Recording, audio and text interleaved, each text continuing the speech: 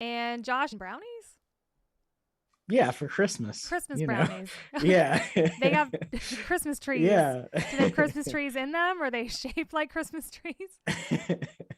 No, we're just winging it. No, Ish. he's staying because we're Spider-Man comes out tomorrow and we got like tickets, so Ah, we're making an event out of it because.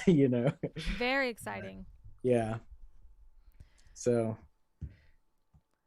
yeah. That's exciting. I don't ever go to the movies. No, No. not You even. should. I Should. know. Every time I go to the movies, I'm like, I love this. This is so cool. But Yeah. I think I'm inviting Steve and John Joe to go see the new Matrix movie. Oh sweet. yeah. New Year's. You know what it is? Is I don't have any friends. Oh, I can relate. I can relate. I don't have anyone to go Yeah. to the movies with.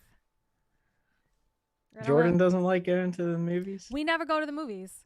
Hey, Oh, he he's just behind you. he just got home. Yeah. All right. I'm not a friend anymore, I guess. What do you mean? I don't have any friends to go to take me to the movies. I'm not throwing you under the bus, but whenever we're like planning a date night and we're like, hey, we could go to the movies, we're like, yeah. And we check it and we're like, there's nothing out that we want to see. Yeah. Like what we need to do is Yeah. plan when there's like a movie coming out that we like really want to see. But I wanted to see Ghostbusters and I haven't seen it. So Oh, yeah. it's just whatever. Has anything been spoiled for you yet? Because I would still suggest going to see it. No, nothing's been spoiled for me. I hope it doesn't get spoiled. Yeah. No, you should be okay. Yeah. But that was my thing. That's why like I wanted to definitely see Spider-Man opening night because like I'm like trying not to look at my phone, because there's so much hype around it that I don't want anything to be spoiled. Yes. But I'm not really got- like a fan of the Spider-Man movie, so I don't really care. yeah. He dies at the end. No, Harvey. Dude, that's not cool. I haven't seen it. No, I don't think that's the case. There's so many things right now involved That with it. That would be trippy if that was the ending. I'd be like, my bad, Josh. I know. So I just want to say shout out to Doolin and to Pedro. Thanks for hanging out with us, guys. Hopefully a couple other people like kind of roll into the party. We're getting a little late start tonight. Hello to Domingo. And we're waiting on Steve to get here. He'll be here a little bit later, so we can talk shit about him while he's not on, like we normally do with Javier. I'm a professional trash Steve talker. You are. My cat is still in heat, you guys, and so she's still like meowing and rubbing all over everything and like just being a complete pain in the ass. Jordan's heading out to band practice. I don't do that anymore. I don't get to do that anymore. We never see each other, so Yeah. hopefully Well, we see each other every soon week. Well, on the stream. this way. Yeah. This is how we see each other. All right, so I got to tell you guys, I just watched the entire Metallica masterclass. I don't know if you've heard of this, if you guys Damn. follow the band, but they had a thing on masterclass. So I'm a subscriber. I love masterclass, and I watched the entire thing like beginning to end, and it was like so inspiring. Especially when they talk about how they write. When they write, it's like all of them in the room together. Wow. All the time, like always, like even to this day. But of course they can do that. They have their own, like basically this big warehouse they call the headquarters, where it's like a studio and a practice. It's like everything. It's just like a giant warehouse that they own with all this like memorabilia and stuff all over it. And it's super fucking awesome. But like I'm sure it's like down the street from where they all live, they just hang out there for 6 months and make a record. So it must be, it's so cool to like still watch that. Like, I wish we could do that. We probably could have when we were like younger. But so I'm trying to like, I saw a Jimmy Eat World, the lead singer interview, and he was like talking about how when they got successful with the Bleed America or whatever the album is, the first thing they did was bought a studio. And so like that's what he said it was like the best investment was bought their own studio, and now they can like do whatever they want. Yeah, dude, like Lars was talking about how he's like, let's face it, like everything you want to do in a band costs money. And so because their masterclass was titled How to Be in a Band, basically, because there's people on masterclass that teach singing and teach songwriting, producing, and like other things, but they were like, this is how to be a band. Anyway, they're like, being in a band is expensive. The studio time, the gear, like everything costs money that you do. And so they talked a lot about like merchandise, like being able to like pay for the stuff, like using your merch advance for your tour to like pay for the tour. And that's why t-shirts are like $50 at the tour. It's like, it's how you fund the things that you do. There's no other way. He's like, you can't do this and not either have money to have money up front or like have money like continue so you can make your next album. Like we know, like, yeah, you got to pay for the studio time or rental time or somewhere where, especially when you're in rock or metal, you got to have somewhere where you can like fucking play your drums and like play your instruments real loud and stuff like that. So you got to have somewhere to like rehearse. So even if you're just paying somebody to rent their rehearsal space, it just, you got to have that. Back in the day, like we used to live all in the same house. Like that was a lot of fun. And that's kind of where a lot of the songs ended up getting written in the very beginning, because we all just like lived there and there was this room above our garage and we were able to go there. So I'm like, oh, those were the good old days. I wish we still like had that. I don't wish I still live with you guys at all, but but it would be nice to have like a headquarters, like an office to go to, you know, basically to work, to hash out ideas, stuff like that. Yeah. But yeah, I think it just is, the music is better overall when you like get together and actually flesh it out and like jam on it. That's what they kept saying. That's what their whole jam the riff. That's what they kept saying. Yeah. Their music is all about the riff. It all centers around whatever the riff is. Yeah. That's cool. That's cool. What were you going to say? No, I was going to say, yeah. So it starts on with guitar. So that's cool. Not a very good comment. But that's cool. It wasn't very profound. No. It starts on guitar. Yeah, Hetfield and Lars, they write like everything together, I guess. Like that's kind of their dynamic, is they like flesh everything out. They work everything out. I loved seeing their process. I really wish that like some of these people got a little bit more into what inspires their lyrics, because they don't really, like they kind of do, but like they don't really talk about like pushing through on lyrics. Like they talk about pushing through on like musical ideas, like if you're stuck or whatever, like things to try, playing a different instrument, play with your other hand, like try something else, do it in halftime, do it in double time. What do you like here, what do you like there? It's like, okay, that's easy to do, but like what's not easy to do is come up with like actual ideas in your brain of what you want your song to be about. I'm like, well, wouldn't that translate those music ideas over to the lyrics, like trying different techniques and trying new things? Yeah, I don't know. Yeah, for sure, it is definitely easier for me, I think, to just like switch something up on the piano because I'm more comfortable with it. And they also talked about they're more comfortable, like they just do everything, rehearse.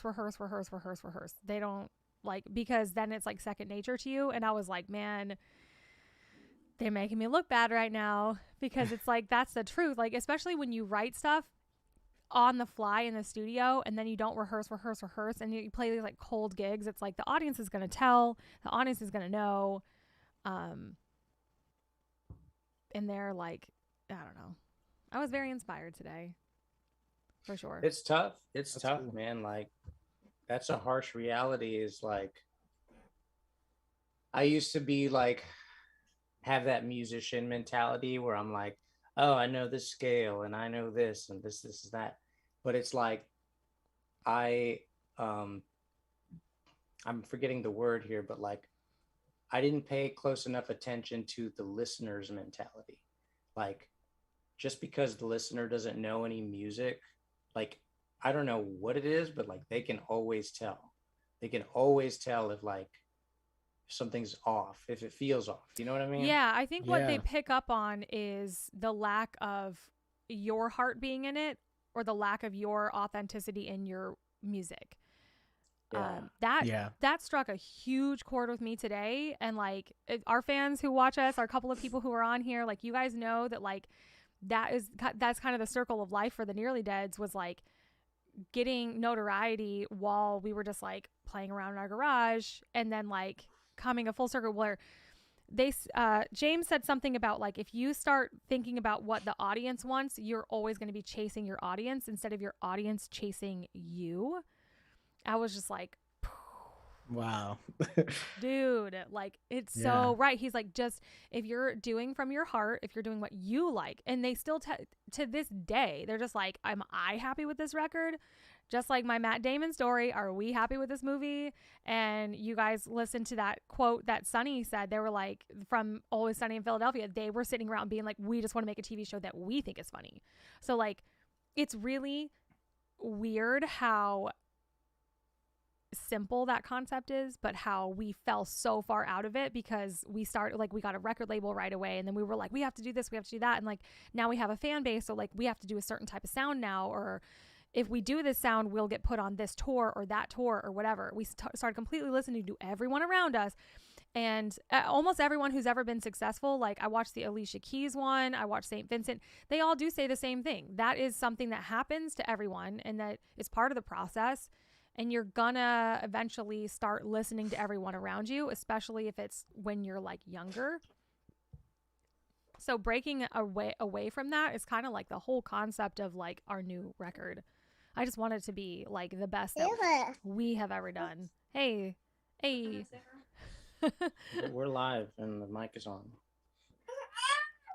That's all right. He can say hi. Merry Christmas, Eli. Merry Christmas. Happy Eli. holidays. Yeah, happy holidays. Hey. Yeah, I get, I kind of think of it as almost There's a baby. Hi, Amanda. Happy Christmas. Hi. Merry Christmas. Everybody says Merry Christmas. Come on, let's go eat. Ah. We're gonna put him on our cover of our album. Amanda fought forest fires today. Wow. Wow. Literally. Somebody's house she was cleaning for, like their house caught on fire. Shit. She's a little burnt crispy right now. But finish up what we were gonna saying? say. Yeah. Yeah, I was just gonna, I think it's kind of interesting because it's almost like coming full circle back to like, you start playing music, you start learning an instrument or whatever because you want to, and you write what you don't like go into it thinking like, well, I got to write something that's going to be on the radio, but I think after you start getting into the industry and talk to different people and see things that are working, every musician just kind of gets stuck in that loop of like, this is the right way to do it, this is the wrong way to do it, like this needs to be this long, it needs to have the formula to the song. A formula, when really that's not true. And I think it's kind of a cool concept that most musicians circle back around to just wanting to play what they want to play and do it because they love it. Of course, you want success with it and hope that the fans and everybody likes the music as much as you do, but the most important thing is that you're enjoying it. So I have a I don't know why I'm at a loss of words, but like this kind of like theory, like philosophy that I kind of go by, and I learned it from like making music. Like, it's tough when you're trying to write and you're like stuck in your head and you have insecurities, because like I've got them too.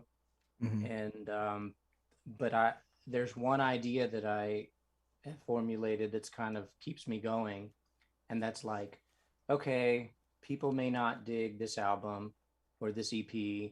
That's okay. Like, it was a learning experience. I'm gonna do the next one, and then you do the next one.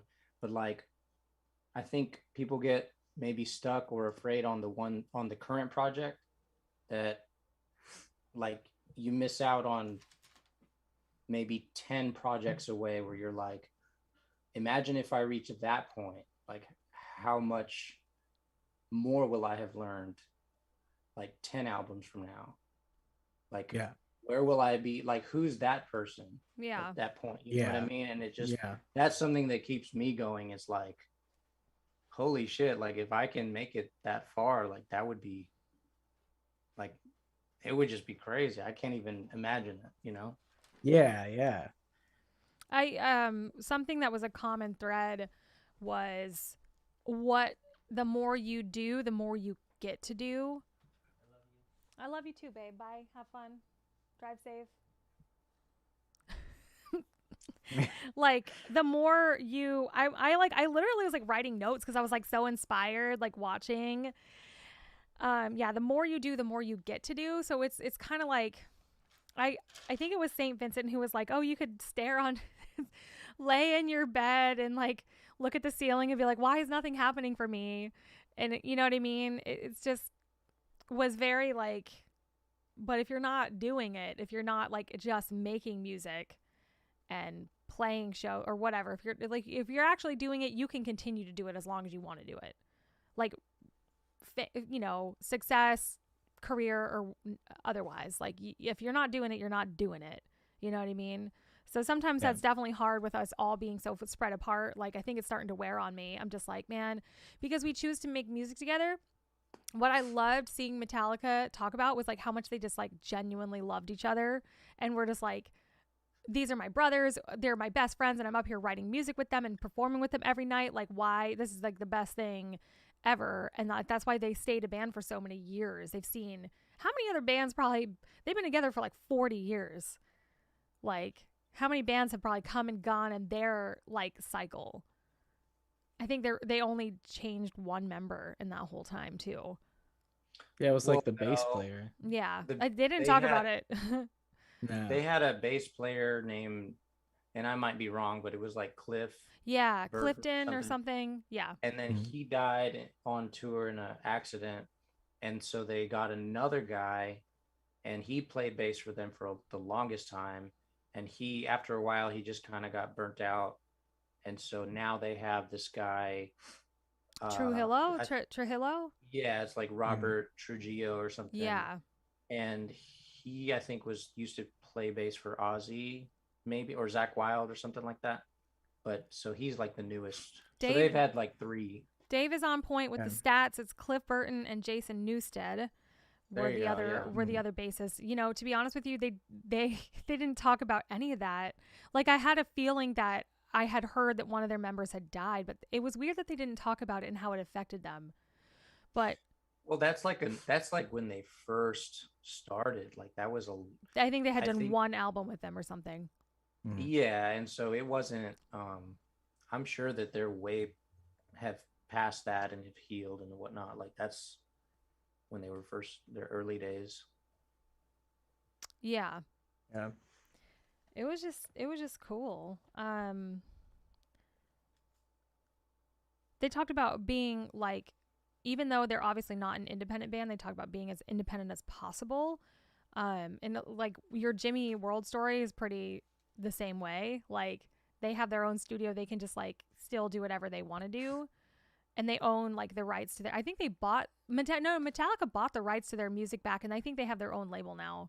So but that's like a huge full circle moment. Like, they were massive enough to do that. Yeah. We're just doing it just because. I mean, there's nothing that's... but the pros are still the pros. Complete creative control. You own everything you do, and you don't have anybody in your ear telling you you've got to do this because it was like that and da da da. And it's like all those things really stifle your creativity. And so they don't really have to worry about that.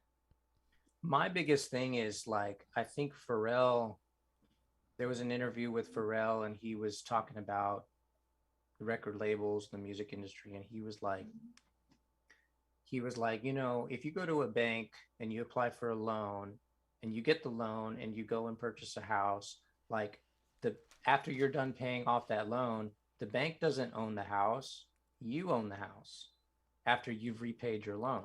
So it's like the record industry is not that way.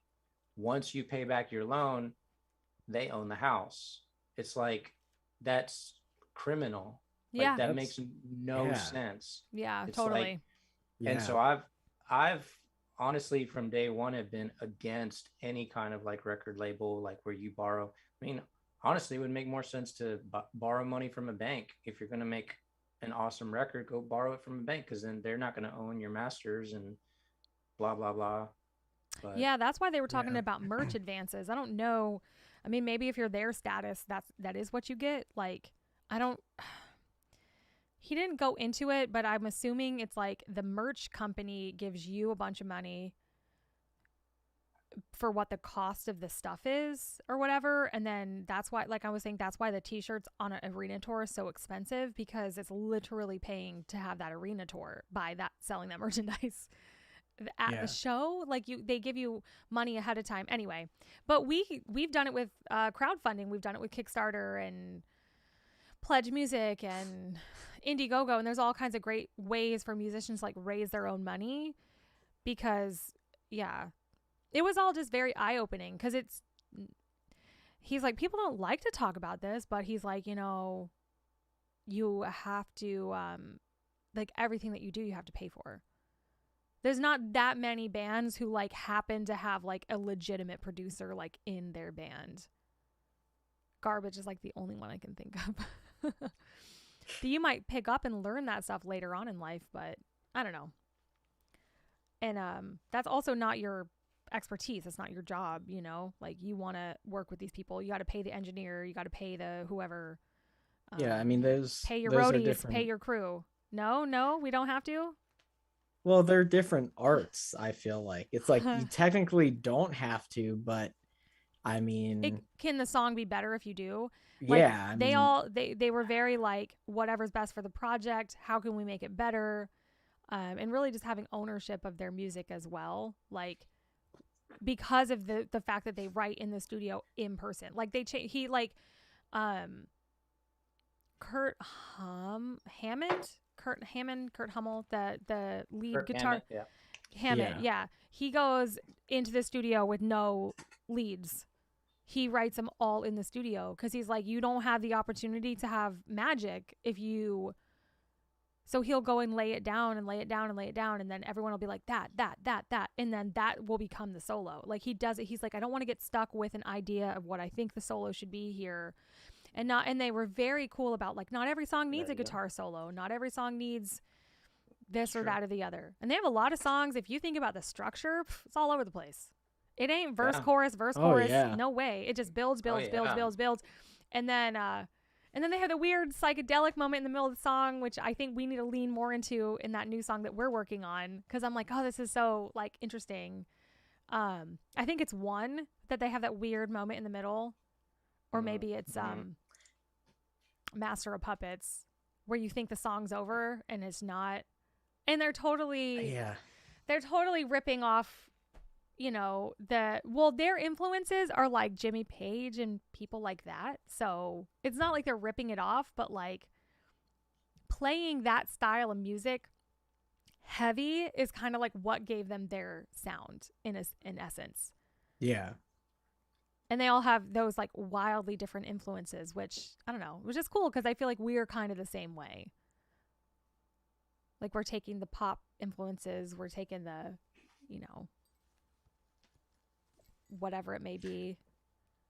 It's tough, man, because like, oh, sorry, Josh, go ahead. Well, no, I was just gonna second that. Like, yeah, I mean, I think, especially with this album, because we kind of went into it thinking in that way of just doing what we want to do, and our like influences and what inspires us really shines in the things we're writing. and like you're talking Metallica, so they can just do, they can do really whatever the hell they want now, I mean, but that's how it started, I think that's just a part of it. It's more like the outside music that you listen to influences like the scales you use and the rhythms you use. But if you put the like Metallica filter on it, no one's gonna really know, but they are gonna know that it's different, it's interesting, it's funky, it's like not the norm, and you know what I mean? Yeah, but it got distortion and his voice, so it's Metallica on the surface, but they're really they're really doing some cool stuff with it. But I loved it. I have like a newfound respect. I have always had a massive amount of respect for them, but I was just like, you can tell that these are dudes that are like in their 60s that like are working out their shit. They're going to therapy, because they even talked about like ego and toxic masculinity and all the like shit that they did back in the day. Like they're like acknowledging it, and it just like having them sit on the couch together and talk together, like you can tell that there's like a lot of drama that happens, and they just like now they communicate with each other and talk about it, and like it was just cute watching it. You're just like, oh, this is like my friend's dad or something. Like, I don't know. Yeah. Well, it's a bunch of dads on a couch that just happen to be rock stars. Just happen to be Metallica. Yeah. Yeah. But like they're very self-aware of their like feelings and emotions, and as like to see like grown men be that way, they can acknowledge that toxic masculinity had its place for them back in the day, and that they needed to erase that to become greater and better. Yeah. There was a documentary that was released a while ago. I think it's called like Some Kind of Monster. Mm-hmm. That's a really good one, but they weren't always like that, where they're like communicating like they were. I never saw the Some Kind of Monster. Is it like a hot mess? I mean, it was when they were trying to make, I might be wrong on this one, but I think it was when they were trying to make the Saint Anger album, and they were just like fighting, and one of them was like in rehab or recovering. I think it was James that was trying to recover from, and he was like in and out of rehab, and it was just like miscommunication, like just terrible. Yeah. Yeah. But I mean, good for them for like working it out though and remaining a band. Like, well, yeah, that's inspiring. Yeah. Like working on their community, like it's just inspiring to see. It's like no wonder they're one of the greatest that has been and will ever be. And they play like their shows. I've never seen them live, but I know people like follow them, and now I understand why, because they purposefully don't like it to be the same every night. They're like, what's the point of that? And I think that probably keeps them having more fun as the band. Like the solo, he'll change up the solo. They'll extend a part. They'll do whatever they want. And they talk a lot about their fans and how important it is. Just so fucking cool. I want to have that many fans. I want to play to 60,000 people. You mean they don't, wait, so they don't play to a click or like I don't think they do. No. Damn. I don't think they do. You know, the Jordan most fun told me that they had, didn't. They do have backing tracks though. They have like the bell toll and shit. They have that shit. They have backing tracks. Yeah. Do they really? I mean, you'd think they would just hire people to do extra stuff rather yeah. At that point. Well, it's not like we don't want to like I have nothing against a click track. I feel like, because it was I was in marching band, and we had to like play to that Dr. Beat thing, and like it's just ingrained in my mind, and like I don't think that like Josh needs it per se, but when we play and people talk about how tight we sound, it's like, I don't know if we would sound that tight without the click in the tracks, or like that big and epic, and like, and the point is like, it's our music. We can play it however the hell we want to play it. If we want to play with clicks and tracks, we should be able to make it like an epic experience. If Metallica doesn't want to, because they don't need all of that, and they can like have 20 other musicians play all the parts or whatever, but really they don't. Really, it's just the four of them. And I would say that I think a lot of bands, even at that stage, do still, I don't know about them, but like, I would say maybe like the Green Day era, like stuff like that. Like, I think they have hired musicians, but I think they still use backing or a click, to stay on time. I don't think Lars uses one though. I don't think he can. No, Like Jordan said he- something about like he can't use one, and he has in his in-ears, he only has James's guitar. And I was like, Really? oh, I only have Javi in my ears when we play, because it's like the rhythm guitar. And I was like, you need to hear that, because that theoretically keeps you on We're tempo. like Well, yeah, we're like Metallica. I Yeah. know. That's all. I only have Javi in my monitors That was- that I can hear, and then he throws me all over the place. You're No. And then the whole I'm thing just just joking. falls apart. But Yeah. they just listen to it, and I'm just Hilarious. like, I just miss you guys. I'm gonna say it. I just miss you guys. Yeah. Damn. I miss you guys. I It miss all comes out. playing in a room together, like doing it like the old school way. Like, this is just not working for me right now.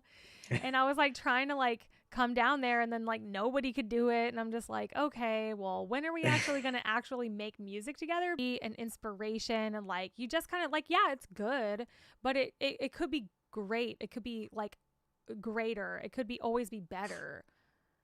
Yeah. And like, yeah, the music is fine, it's good, it's great, or whatever, but like the way hearing them talk about how the audience can kind of tell the difference between you phoning it in, that was like so like an aha moment for me. I was like, that is a lot of it. A lot of it is just phoning it in, like, hey, this is good enough, we have to get this done, we don't have the money for more time or whatever, like just do it, and not like sticking to your creative ideas and your art. Like, it's going to be good, but it's not going to be in your heart. You're going to know that it's not quite like what you wanted.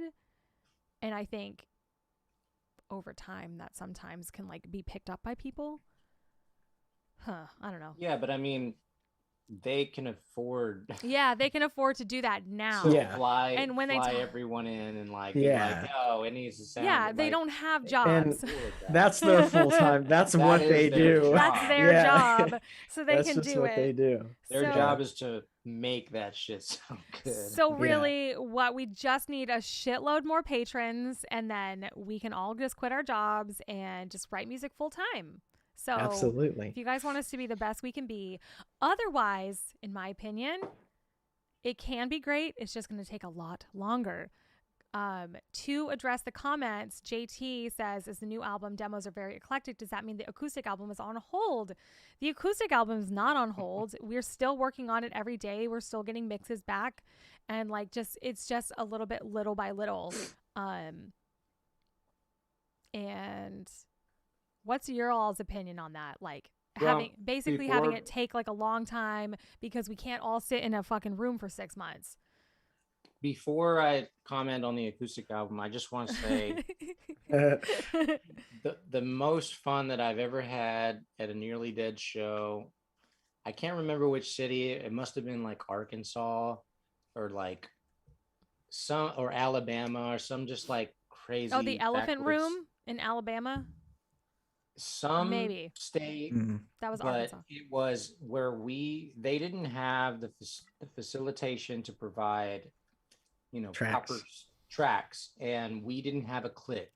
And I remember maybe it was like TJ or Steve or somebody was like, well, we're just gonna have to punk rock it tonight or something like that. Yep. Yeah. And like that was the It's most the punk rock show tonight. fun show, and I still remember it, and I just still remember playing it. But like that was dope. Yeah. Like, not to say that everything else wasn't dope, but it's like I remember that night for sure, because it was just That's felt the most fun, probably. it felt real, it felt fun. Yeah. Yeah. It was cool. No, I remember that too, and yeah, I love, I could comment on like the I'm click and so everything. glad. Wait, I want to cut you off for 2 seconds. I'm just really glad that Steve is not listening to us all talk about not wanting to use click. Well, He's going to be like, I'm- I disagree. Anyway, see, go ahead. well, for me, I'll say there's two sides to it, because I love, we've had a couple, not just that one. I think maybe like twice we've had like a punk rock show where we couldn't, or I mean, we um, had a lot more of them before you two joined the band, I will say. yeah. But at the same time, like I do, but I'm also the drummer too. So it's like for me, it's I don't know. It's almost like it makes me better. Like you like to be on time, but then it makes me more confident for those times when we have to punk rock it, that I have that tempo just ingrained Yeah. in me, you know? If you're a drummer, you should probably practice with Well, a metronome. And most drummers do. You And have that's to. why That's the point. yeah, but there are I mean I have met drummers that just can't play to a click, and it's like I remember, but even like mentioning Steve, that was one of the first things he asked me when I Can was you play with trying click? out. Yeah, and it's just I mean it just came like natural, but like Can you play to a click? You Yeah. fucking probably bullshitted the shit. You're probably like, yeah. Yeah. But no, I Well, we but I had do. like to put that in context, like we had another drummer, and then you know, when he parted ways with the band, we did try out a couple other people, and it was just like there is a certain standard, I think, and we do like our polished pop sound, and like yeah, I also love punk and like whatever, but it's all one big conglomeration of like all those things. So like obviously, like I said, it's our music, we can do what we want. If we want it to be fucking tighter than a dolphin's asshole, then it can be, and we're gonna play to a click. But like, do we have the skills to not do that? I think so. Absolutely. I feel like I mean, we've done it. We've done it before, you Yeah. know, like Well, sometimes like the click, I know sometimes like you got to make sure you're sure your show is good without the tracks, because there's been times where I'll be like, the click, the backing track stopped working or whatever happened, yeah. and we were just like, okie dokie. And like, hats off to you, Josh, because that's like literally you run the show. Like, we put all of our faith in you to not Yeah. just stop a song mid song and just to be like, well, fuck it, this is going like this now. And whatever, we've been a band for like 10 years. You guys have been in the band for like 7 or 8 years. I mean, it's a long time to be all playing together, and we play hundreds and hundreds of shows together. Like, yeah. But so no, we have that kind of like, it can just be like, you know, a look or whatever that you give on stage, or, you know. Well, I think that, well, yeah, we're like, we're super tight, but I think that's a professionalism. Like I will say to our, to like, I don't know, we haven't had to do it much, but there have been times where I had to kill the track because something was off, you know, whether it was like Steve didn't hear the click or another member didn't hear. No, I can tell you what happens. And I just wait, kill what it. happens? But Tell us, Hobby, enlighten us. Wait. Let me finish. Well, Hobby sometimes has a little too much to drink. Hey. I'm just joking. No, Hey, how does that affect the drums in the click? No, but You're the listen, foundation, man. You got to let me get to the point so I don't sound like I'm just. But nobody notices though. You know, No. You kill the track. Steve might notice and look back at me. I'm just like, no tracks, and then we just go for it, and that's it. That's you know, that's professionalism right there.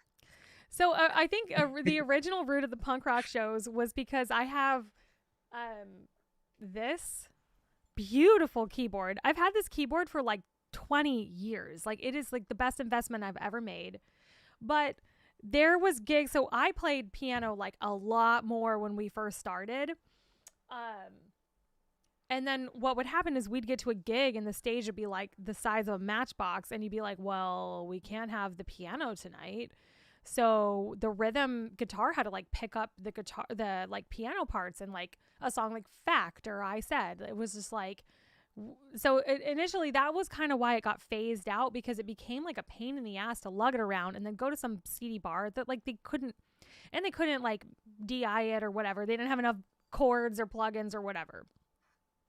So that was kind of the original like punk rock show, because Corey, our first drummer, didn't use tracks. Like didn't use click. He couldn't play to a click.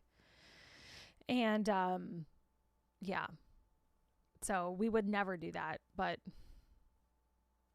and there's nothing wrong with that. But I know Metallica definitely doesn't, because Lars talked about like him and James will like keep him back on tempo if he's starting to play too fast. And those guys play motherfucking lightning fast speed. Yeah. And I kind of feel bad now because like they're all like old, so it's like they know that their days are numbered. Like as far as like can your fingers do this? I mean, if you're in your 60s or whatever, are you gonna start getting arthritis? No way. No. Maybe No. for drums, because you're like it's a more physical activity. Yeah. But Lars didn't talk anything about drums. He played great. What I like about how he plays is he actually stands up behind the drums at certain points. Do you ever do that, Josh? Yeah, I do that. You're always turned around. You never do. Stands up and it's like nothing happened. Yeah, you get one on me, Javi, because I got one on you. Oh. All right, you guys rip on me now. This like, is a family, though. You guys have to rip on me now. Like, there's got to be something that I do that y'all are like, no. We need tracks because TJ is never on time. I think we all mute the vocals. So like we go to the sound guy and we're like, hey, the vocals just take it out. Yeah, just take it all out. Well. No, that's not true. That's not no, true. I actually so true. You're full of shit. Josh always like, well, I can't hear anything. Like well, no, I tell him I have you two cranked. The only one I don't have in my monitor is Steve. I don't need Steve. Steve is the only one that I just don't have. Yeah, I have rhythm and vocals and bass. So funny. He's gonna have so much fun editing this podcast, and we're just like, so glad he's not here. This is like, Javi, no offense, but this is normally what it's like when you're not on. We're just like, oh, Javi. No, not really, actually. We don't like talk shit on you. We just. It's all good because I can y'all podcasts are backlogged, so I'll just go watch them all. Write down all the trash talk. Come back next episode. Done. I really don't think there's that much trash talk, but no, it's like all in good fun. Maybe, I don't know, unless we all need to sit and go to group therapy. But I don't know. Maybe you should listen to it, Javi, and like, make sure. She's like, oh, well, I'm thinking that it's all good. It's all good. I don't even know where we're at right now. Just wait till I hear all the. I think the joke is that we don't actually say stuff. We just make whoever's not on the show. Like I'm surprised because I wasn't on the show. We just make them think we talk shit about them the whole time. But all we're saying is we don't like Steve in our monitors because it's distracting. I mean, but you two, I always have you two in there because I mean, Javi's rhythm. You started a lot of the songs. It helps, and then vocals. I have to hear. Like where we're at. I can feel just stage volume alone. I can always hear Steve anyway. It's just the higher frequency. Oh yeah, he turns up like ridiculously loud. I do remember. But I can always hear him anyway because it's just the higher frequency. It's like a different thing than the melody. Like you can always just kind of hear him. Same thing with like the bass, or maybe not. I do. I was right next to Kevin, so I always heard the fucking bass. But Josh, I remember I would always ask for the snare. I said, give me that snare. Keeps you on time. Yeah. Well, because Josh has a click, but we don't. Like, we need to hear you. We need to hear the bass and the snare. I always ask for bass drum and snare drum too. Yeah. Well, there you have it.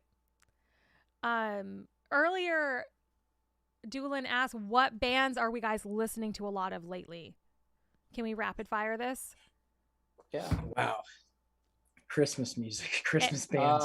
I mean, Spirit Box, I like a lot. Ooh, good one. And then just like some weird bands that my friend has been suggesting I listen to at work, and it's actually pretty cool. There's like some band from Iceland that's like trippy. I've been listening to like a lot of reggaeton lately, which is like and podcasts. But See, I I don't know, like there's that. some I feel like that's like what we need to incorporate to the music. Like get that like reggaeton like rhythm or vibe or it like just like I get it, and certain people will make fun of it, and it's cool, but like there's just like a fundamental music element that I'm missing out on. And I feel like reggaeton is like the perfect example of like, dude, sometimes people just want to have fun. And Yeah. like yes. what's more fun than like reggaeton, where it's just like it's a constant beat where like it doesn't really change, and you can just it's like lighthearted, and you can just have a good Yes. time. Yeah. So I like that about that genre. It's crazy. It's just like Yeah. a party. Like a party in the Yeah, song. you just wanted to chill, you know, Yeah. have a good time. Yeah. Not Yeah. think like this scale has a frequency of this degree, or you know, it's too much. It's too much for me. I'm just like, I just want to chill, you know, have a good time. Yeah. So That's cool. that's where I'm at anyway. What about you, Josh? I'm all over the place. You know, I've been in like a dashboard confessional kind of like vibe Ooh. recently. I've been listening to a lot of that. Is Yeah. it because Spider-Man's coming out? Okay. You caught me. Yeah. I mean, vindicated. You are. It has. You know Lord what? have mercy. It means so much to me that you mentioned that, because but no, I've just I don't know. Yeah, I've been in that kind of mood that I'm always emo, you know. Emo for life. Emo for life. Hey! Steve. What up? Crap. Look what the cat dragged Crap. in. Steve and Toby has entered the chat. Anna wearing scruffy.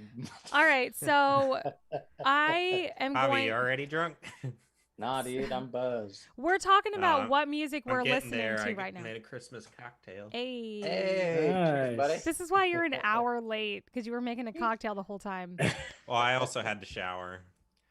Okay. I literally got home, jumped in the shower real quick, and then made a drink. Put on my hat. You know what would be badass is if you had the drink while you were in the shower, and you were just like a shower beer. like a Playboy mansion millionaire. For me, it would have been shower tequila.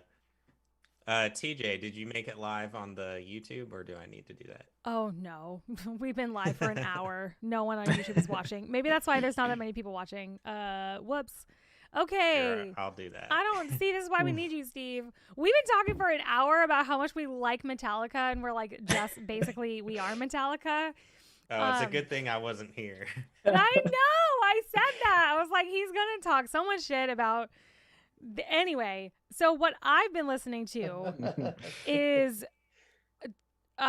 jazz. Like I love jazz. Like when I'm at home, when I'm like cooking, I'm baking cookies, like I'm putting Vince Guaraldi Trio on. I'm putting on like 1940s jazz. Like I just absolutely love listening to jazz at home. I don't really listen to like, I mean, the Off With Their Heads CD is the only thing that's been in my car for 5 years. So I mean, I listen to that a lot. Suicide Machines, like punk bands like that, but I don't know. Just jazz, really. And my dad's new album. Mm. Oh yeah. What's Is it on where Spotify? can we find it? You can find I'd it like to check it everywhere. It's called Say La Basse. He plays the bass is every instrument. So my dad has like several different electric basses. He has an upright, he's an electric upright.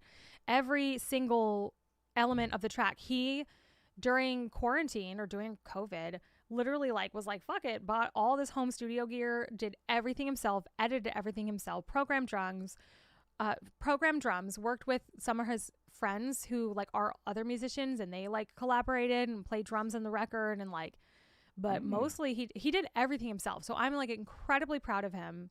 And he's always like asking me like advice and stuff, and it's hilarious. I'm just like, it's just sweet. Like we're bonding over it. You know what I mean? Like he's that's cool. How do you That's how do awesome. you how do you spell the album title? It's like it's in French, so C apostrophe EST and then LABASSE. So Say La Basse. It's the bass. So I just that's cool. Oh, nice. All right. I just Nice. love it. Like, I Clever mean, girl. you guys Cool. already know, like, who's the best bass player in the world. It's my dad. Like, I've told you guys this for my whole life. Like, he is the best bass player in the world. And now that he has this album to show people, it's kind of like, I feel like if you think like the Newport Jazz Fest or like that kind of like Sedona, vibe, like that's kind of like the market that he's like entering into, like at this stage in his life. And I just think it's so exciting for him, and he's doing what he loves. And Doesn't he live in Awesome. Mesa? he lives in Phoenix. Phoenix, but So- like downtown Phoenix or out? He lives in outer Litchfield Park. Litchfield Park. Okay. It's kind of like the suburbs. Okay. Cool. Probably closer to Mesa on that side. It's on the eastern side of Phoenix, last I remember. I don't really know. But yeah, that like kind of, I don't think the record is smooth jazz, but my dad listened to smooth jazz my whole life.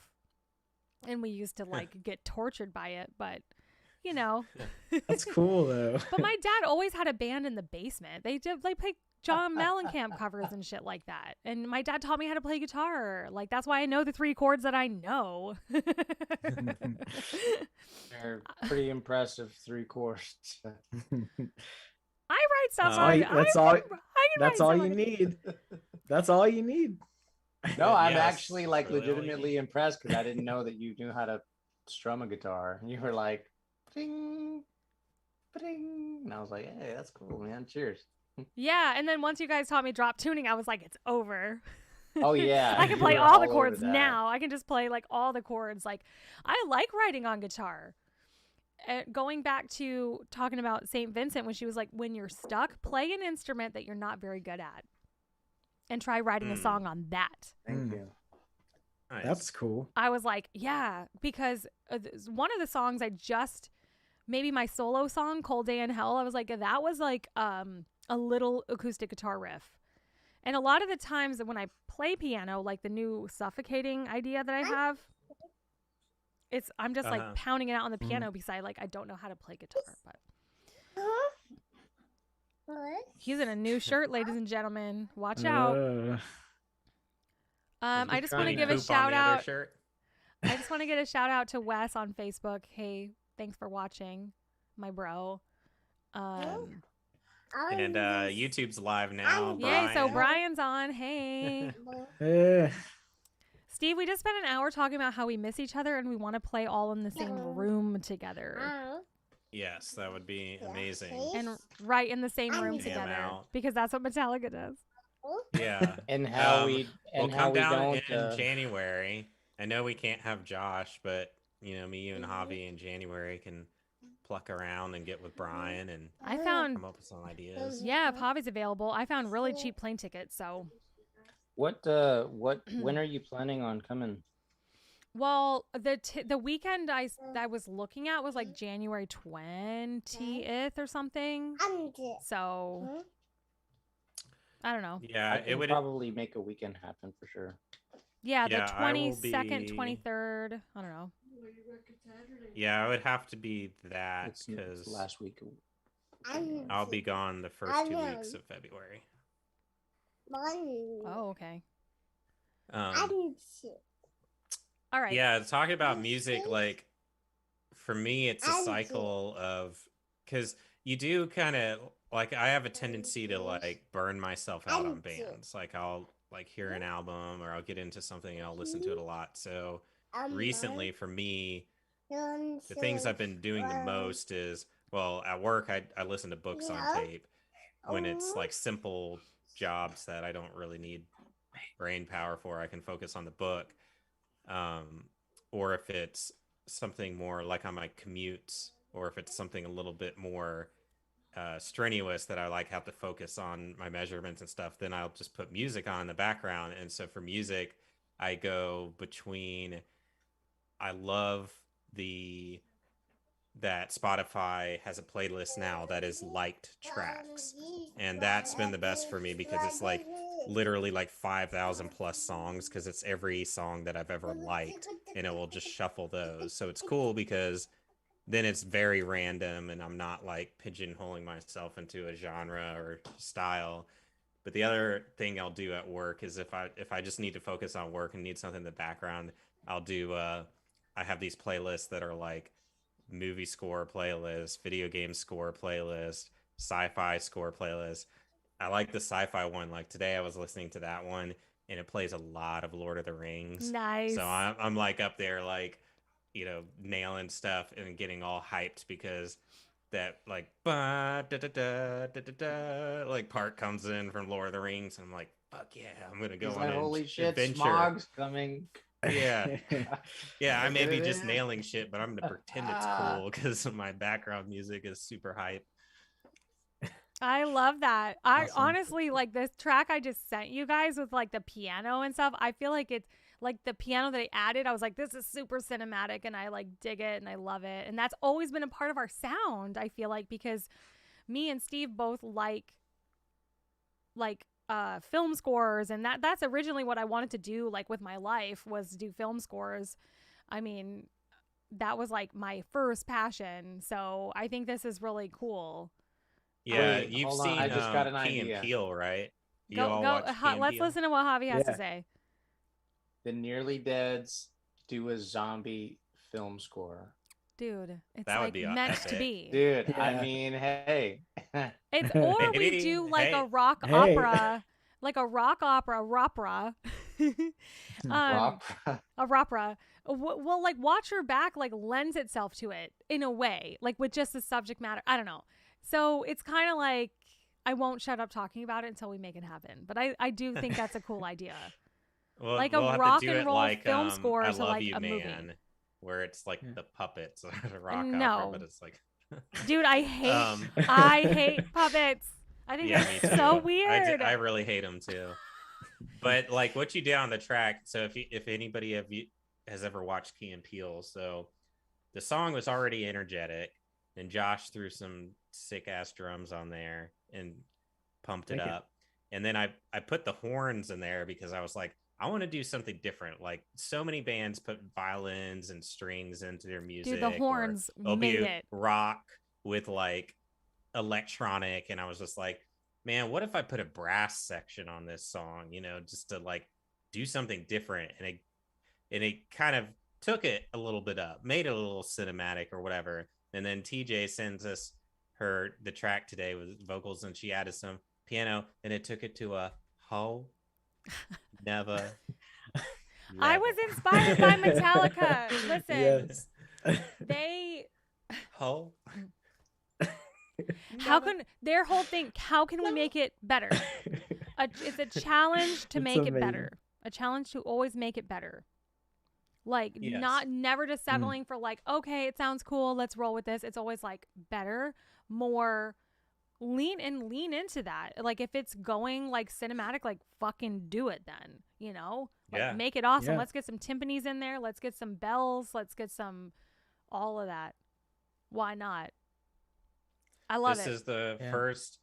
This is our sophomore record. It's our second. It's I our thought you were second. about to, Steve. I thought you were about to say this is our softest record. Softest. I'll be right back. Well, no, it's our second album, or second full length album. Like we've had EPs in between, but this is our second full length album. We're not on a label, so we're free to do what we want, and we have the budget to do what we want. So why not just? This is the Nearly Deads don't give a shit.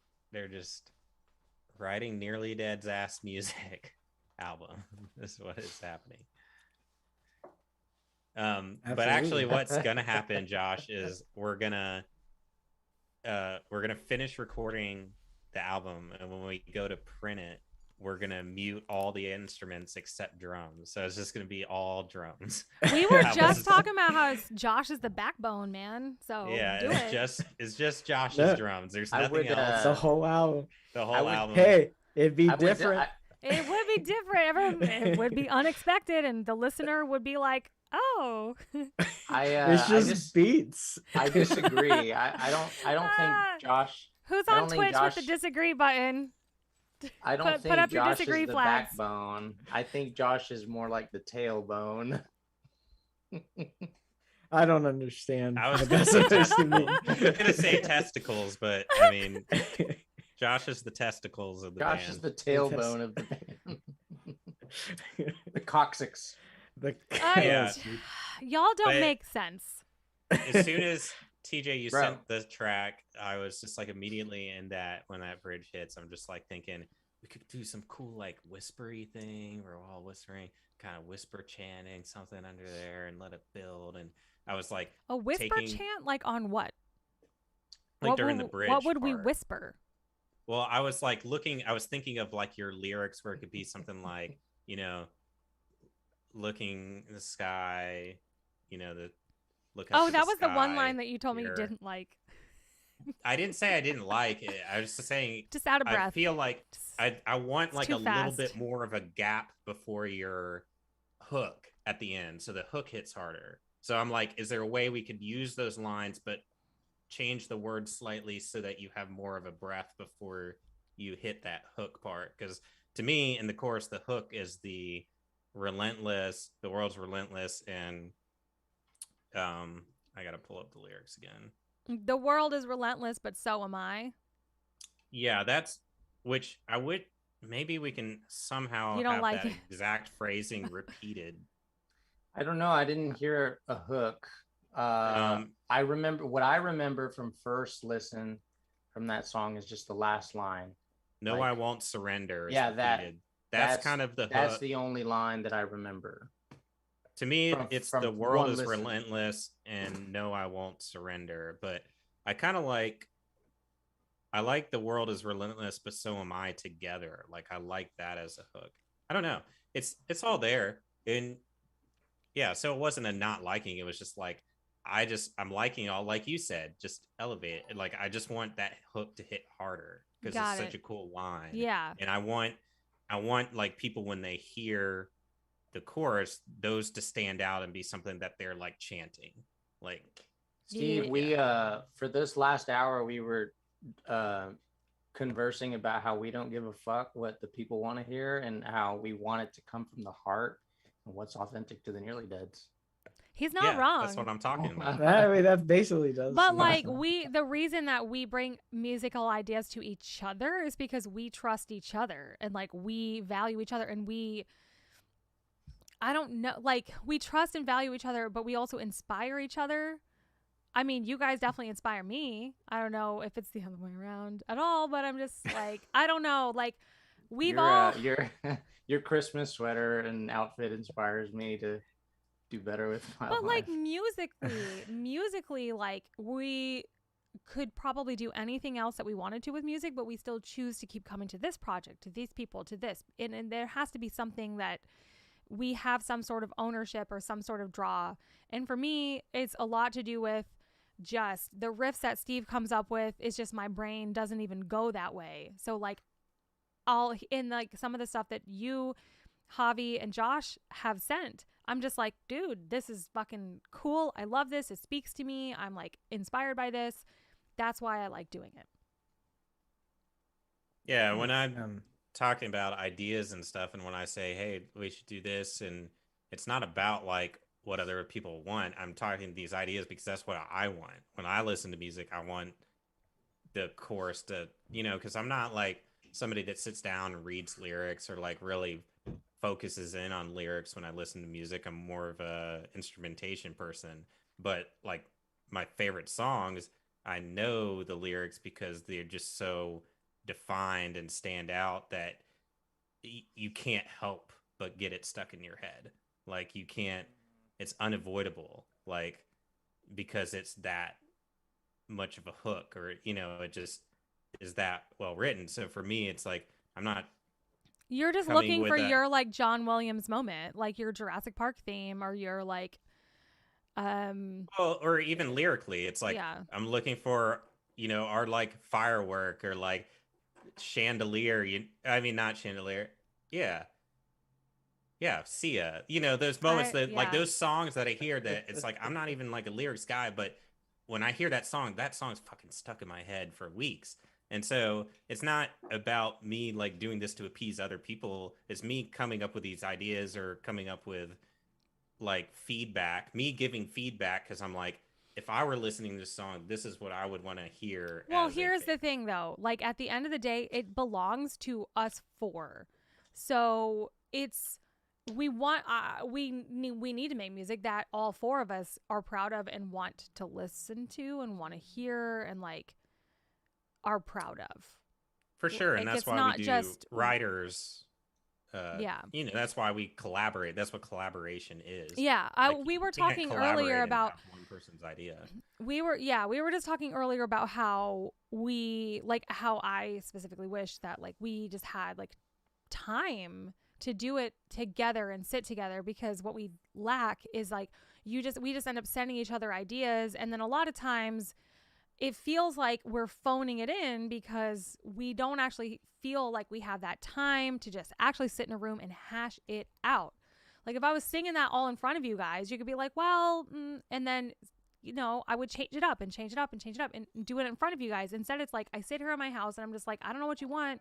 And it's the communication thing about the same thing with like riffs, drum parts. You're like, well, this could be better, or I'm feeling this. And it's like, but unless you're all in the room doing it in real time, it's just like, that's why I was saying it's just going to take longer to do it, because then you set an idea, then you change it, then you're still not feeling it. And it's just, it could be so much easier, and then you'd be so much better and more creative ideas would flow hashing it out as a full band in a room together.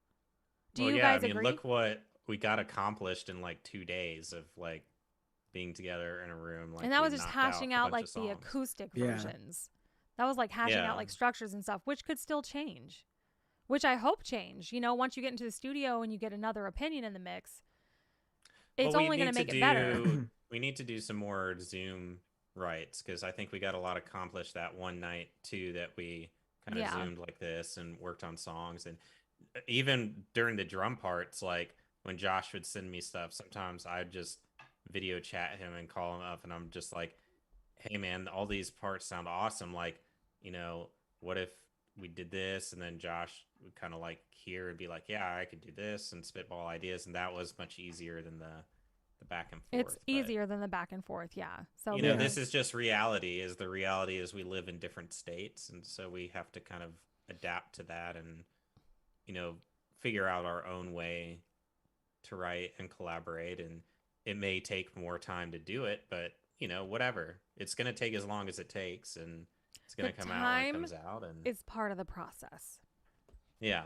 Yeah. And speaking of process, all you viewers and listeners can go to patreon.com/the nearly deads and get a taste of the process. In fact, the entire new record, the basic scratch demo instrumentals are up right now on a SoundCloud that you can listen to, and you can hear the basic instrumentation of all the tracks. And we're working on lyrics now, and TJ's sending us stuff, and so we'll be posting some of those, reposting some of those with a lead vocal on there. So What? I mean, the patrons are going to hear the album way before it's even recorded, because we're not even going to be able to start recording until like May. Oh next year. yeah, we don't even know. Mhm. So We but, don't even know. I mean, you know, we're writing and we're doing these demos ourselves, so all you patrons are going to basically be able to hear the record before we even get in the studio. I mean, it will be like a demo, but I mean, some people might think that's cool. Yeah, I Hell agree. Yeah. I would think it was cool. Absolutely. Or, you know, just contribute and know that you play a part in our ability to record the album, because every dollar that you guys support goes straight into the fund, pays for all the gear, pays for the studio time, pays for us to pay our engineer and our producer. TJ's flights to Nashville to come write with us, and Josh's drives. Josh, you could fly if you wanted to. She always drives. Well, I guess you got to bring drums with you. Drums, yeah. I wonder Mm, how much it costs to rent a drum set. probably like nothing. Well, I mean, Not Well, really. that Just for place in recording. Murphy's. yeah, they had a Well, kit. I there. meant like to if we wanted to practice, like run through stuff, you know. You won't really need to bring your Yeah. drums if we're just practicing. You would just Yeah. see. That's what I don't like. You That's were the talking studio about had like drums. you were talking about like Josh like already going to start in the studio like whatever, and I was just like I'm honestly panicking a little. I'm like, we haven't hashed out the songs yet. Like, yeah, we're sending each other the demos, but like It's not going to be the I don't know what final happened to these lights. sign Well, off. we've got till May to hash them out. Yeah, but like I want to hash them out like in a room together. Alright, Like fine. let's get them as finished as possible now, but then get together in a can't room see. and like Leave it try on. some different stuff Thank to see like what we I can don't shake know up what and make happened. more interesting or better. You know what I mean? Because there's definitely some things now. I can't tell you specifically, but there's definitely things now that I'm just kind of letting slide because I know we're going to change it. So I don't want anyone to get locked too far into the demo. Oh, Metallica called it demoitis. Like you're too locked into the demo or whatever, but they also do record everything because they're like the improv that you do on that one take could be the most genius thing. They were talking about how like sometimes the very first improv over it is like the one you end up keeping. So like always be recording, always have that running. So I was trying that today, like as I was recording parts, I would like play the song and have my voice memo on and I would just sing over it and sing over it and sing over it and then play it back and be like, okay, what did I like about that? What don't I like? And I mean, there's that was cool to actually record that stuff because a lot of times do you ever have like a nugget and you're just like, and then you go to like, okay, I'm going to play this again and you can't play it again. Just gone. Right. You get a little nugget of an idea. Yeah, there's something in audio, like when I was in audio school, they would say, I mean, yeah, always be recording. I don't know what happened to my lights. They just went out. So Dude, Hey, you're moody. It's nice. did you pay your Oh no, the hall light is on. Okay, I was like, did you pay your light bill? Like, do we just need to these lights in the room just like anyway, maybe you guys blew the circuit breaker. something, but Something. they were You look they said- mysterious. It works. they said to always be recording because you never know what Yeah. what you might capture. Yeah. I And think yeah, that that's fine. The stuck with studio, me, yeah, from audio school as well. Yeah, even when we're running like just a warm up, Yeah. JK would always record even the warm ups because Yeah. you never know if those run throughs might have a good take in there. Yeah. And a lot of times, like A lot of times they do. what I'll do is, and this is something that I picked up from from different sessions. Hey, buddy. Just like you'll have something that's raw, but the energy feels awesome, and it may not be perfect, it may not be in tune or anything, but the energy's there. And then you may have this perfect take where everything, the notes are all spot on and everything's perfect, but the energy's not there. Yeah. And so I've decided and chosen to lean in towards more of the energy side, where it's like, you know what, it may not be perfect, but that it feels good. It should feel good and it should have the energy. That's definitely what I'm trying to capture with new music. It's not doing it relentlessly and having, like definitely like not like flying things over in a way. Because you know how we do that a lot in the studio? Like you record the chorus and then it's like, all right, that works. So they just like fly it to the second chorus. It's like, no, play the whole thing through. From all these people that I've been like learning from on these master classes I've been watching, it's like that's a common thread. They don't just rely on the studio magic. It's there and effects are there and things are there to like season the music or flavor the music. But like you should never be relying on that you should never be relying on that as opposed to like your musicality as a person, because you're never going to emulate the human aspect of playing the song. Right. And I've always thought we sounded really good, like more energy and more. Yeah, I love that you said energy. It's like capturing that can be pretty challenging in a studio when you throw a bunch of compression on everything and try to make it like pristine and like whatever. But if we don't give a fuck who hears it, or if it gets on the radio, who the fuck cares if it's like perfect? Like I would rather have fun and write music that speaks to our heart as us four than like anything else. Yeah, well, I mean, I honestly don't know any album that can capture live is always going to be higher energy. Live is Yeah. always going to Well, because you've got people there. There's no people in the studio. Well, and you Yeah. can feel the kick and the drums and the bass and then you see the band rocking out. So I mean, it's doesn't matter how good the record is. I've never heard a record. The band always has more energy live versus the I record. don't know, man. See Through was pretty terrible live. There's bad bands live. There My are point bad. is, They were boring as fuck. There's no. I'm gonna turn off all my lights has in more solidarity. energy. Hold on. I'm Whoa, confused. what's going on here? I don't know. Yeah, We're all Christmas doing a lights or something. dark room Whoa. discussion. Nice. Wow. Hi, big boy. I think you got to at least hit one notch on your camera. Like, But I have all these. yeah, we can't see you. We At can't all. see you at all.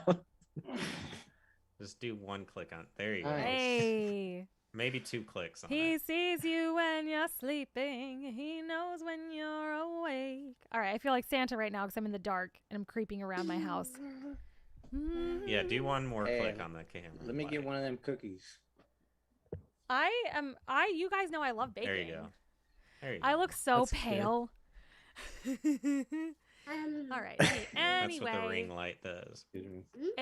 the ring light makes you look really pale, and everything behind you is like pitch black. It's weird. But I got my lights, and y'all can see them. So you know what we haven't talked about at all? Our favorite Yes. alien movies, which is what I put in the thing as the topic for today.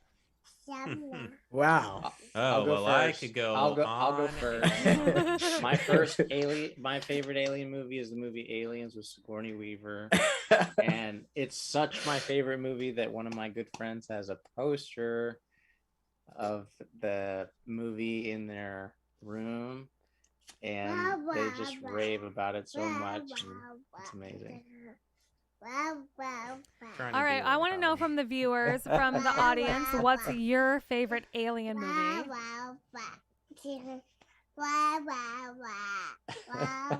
Which movie is that, Eli? Yeah. Eli has I need- opinions. I need to check that He's one like, out. yeah. Blah blah blah. That's funny. I'm sure us being the generation we are, I'm sure a lot of us, one of the first ones we ever saw was E.T. Oh yeah. Yeah, definitely. E.T. creeped me out as a kid, man. When he goes out into the tall grass to get his ball and bumps into E.T. and he starts screaming, and that used to freak me out every time. E.T. is not an I- alien movie. I love DT. It is an alien movie. It's a movie an about alien. It literally adolescence. it stands for extraterrestrial. It's a movie about adolescence.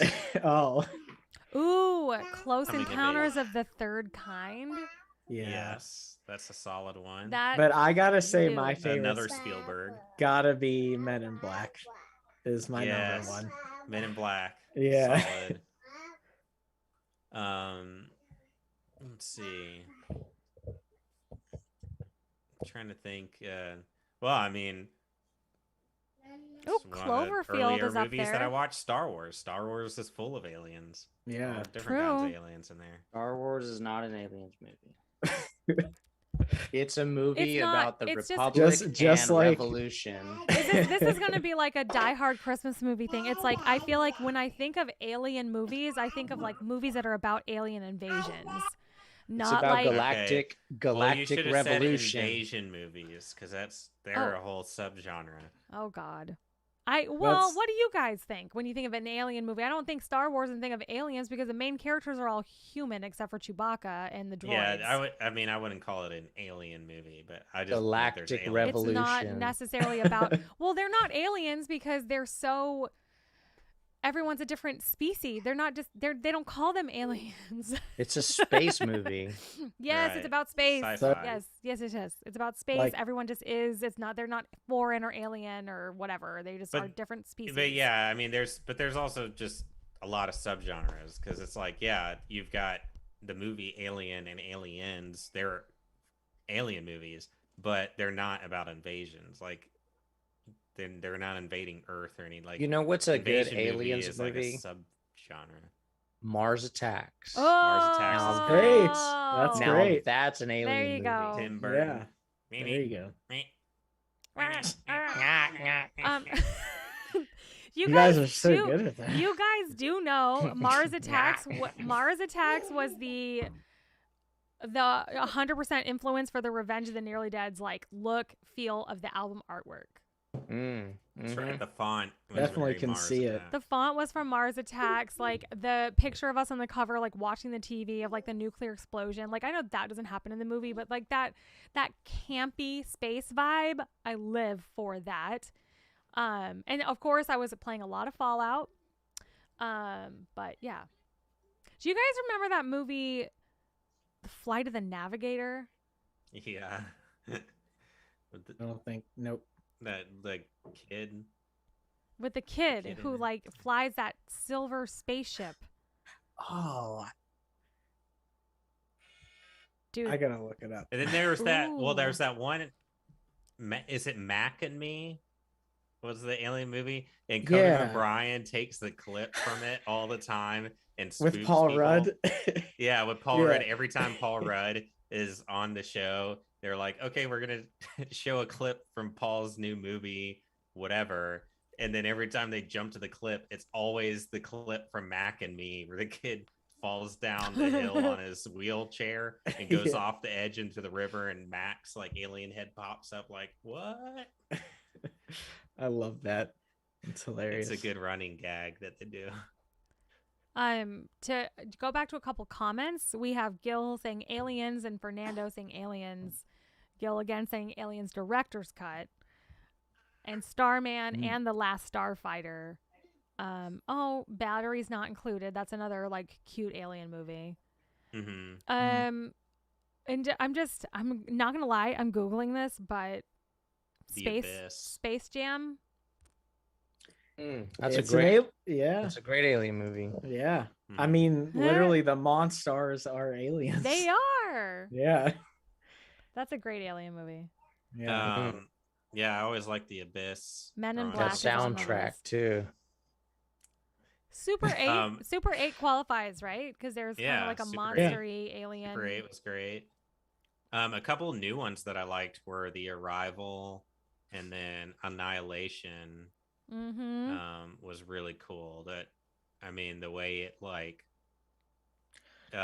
everybody, that alien globe made all the things DNA kind of like combine and mix, and that weird bear thing, and then the alien at the end when she walks into him is pretty cool. Can we also? Oh, sorry. You can go ahead. No. I'm gonna talk about another movie. So if you're commenting on this movie, go for it. Yeah, I just had is like A Quiet Place. Are Yeah. those aliens? Yeah, Yeah. that's a good Yeah, alien. they're movie. aliens. Dude, and I saw the Yeah. second one Or they're just recently. And it was monsters. much better than the first. Yeah, the second one's really solid movies. good. Yeah. Galaxy Quest. Have you guys seen Galaxy Yeah. Quest? Love Oh Galaxy. yeah. Sigourney Weaver, Alan Rickman again, our homie from Die Hard. R.I.P. I have Yeah. so sad.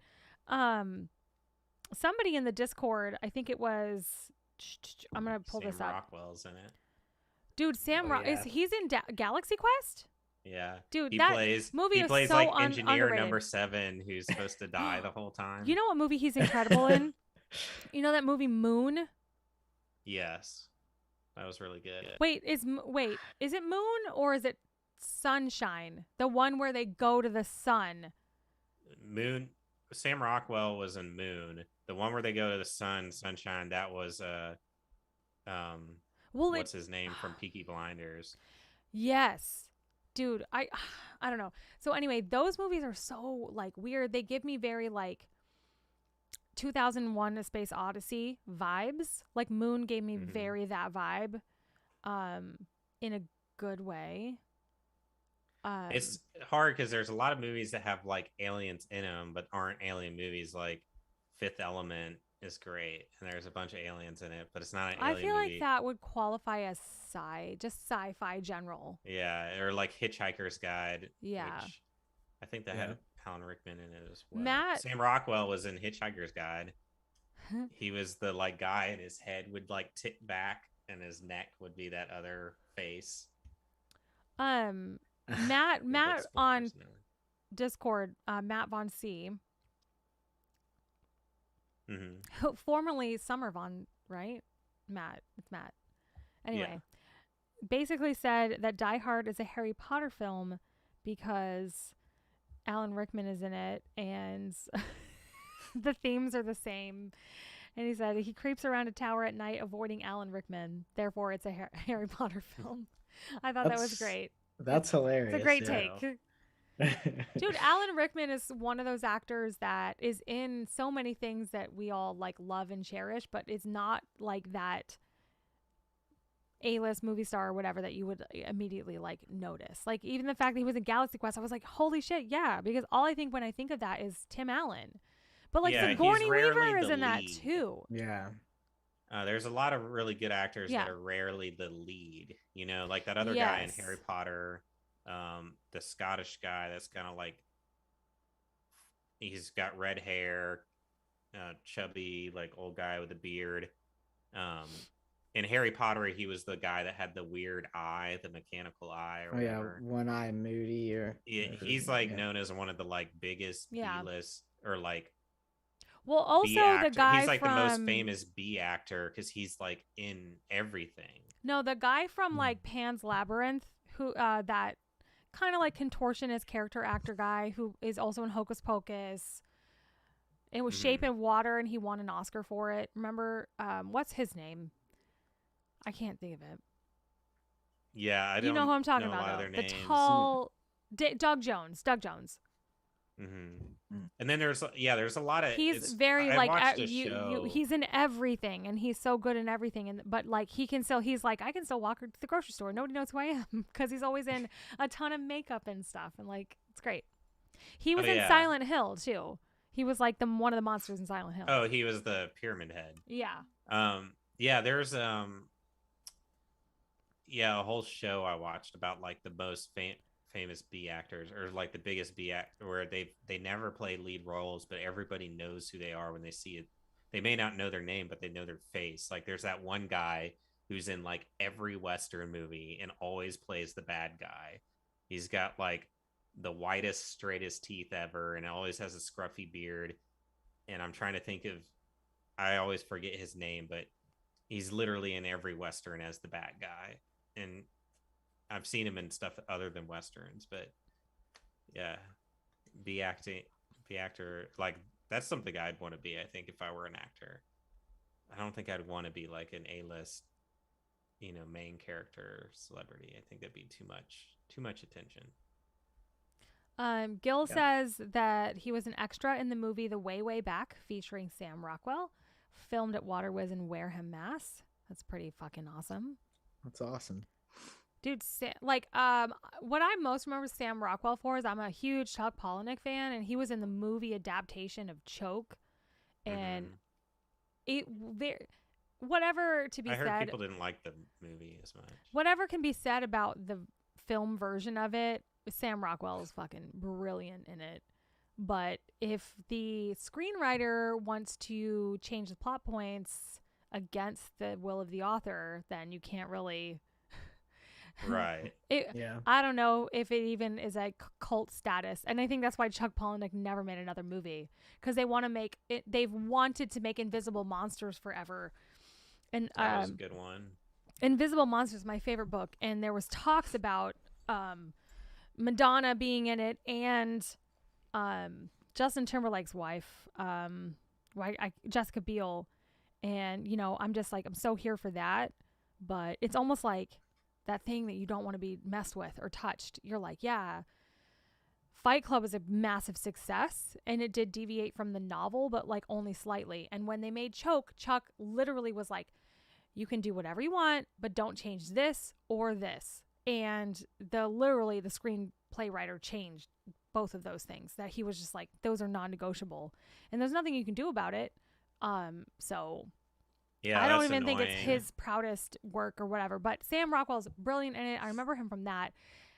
But I feel like Invisible Monsters, it would be cool to have what's her name? Well, you could have Margot Robbie Margot Robbie to play. She could be one of the lead. She would do well. You as could it. literally have who's the Linda Evangelista? Who is the actual supermodel who got disfigured because of plastic surgery? She could literally play the lead. Like that's literally it was wrote for her. It's pretty fucked up and sad, but I think I think it's but Linda it's a Evangelista. crazy book. I mean, there's superpowers. Gets her face blown off. There's all kinds of stuff.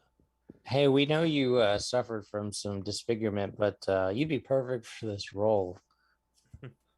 Lullaby, I liked a lot. Yeah. Yeah, well, Survivor was supposed to be a movie, but then September 11th happened, and they were like actually filming it. And they were like, "Well, we can't make a movie about a plane hijacking now." Like you can pretty much never. Oh, Gil said they destroyed Anne Rice's Queen of the Damned, but they got the soundtrack right. And rest in peace, Anne Rice, because she just passed away. Mm-hmm. I never saw Queen of the Damned, and I never read it. But Interview with the Vampire, yes. That was a big success, I think.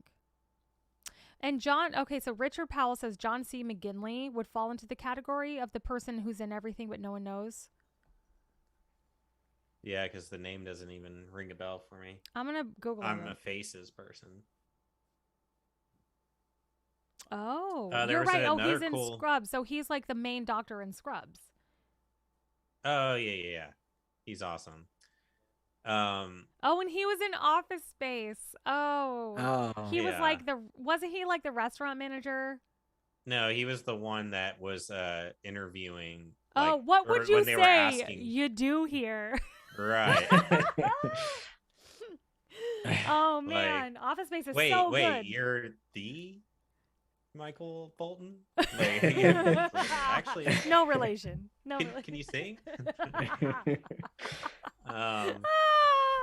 That's such a good There was a movie. good alien movie with God, what's that guy's name that does all the like sports and like feel good movies? Damn, it's slipping my mind. It's like it's all inside the spaceship and they're getting like Stockholm syndrome and there's these crazy aliens and then they find out that they were never in space, like it was crashed underwater. Bro, that sounds familiar. Yeah. It's I'm trying to think of the guy's name who's in it. I don't know. The aliens were kind of creepy. It was kind of like, I don't know. I'm trailing off here.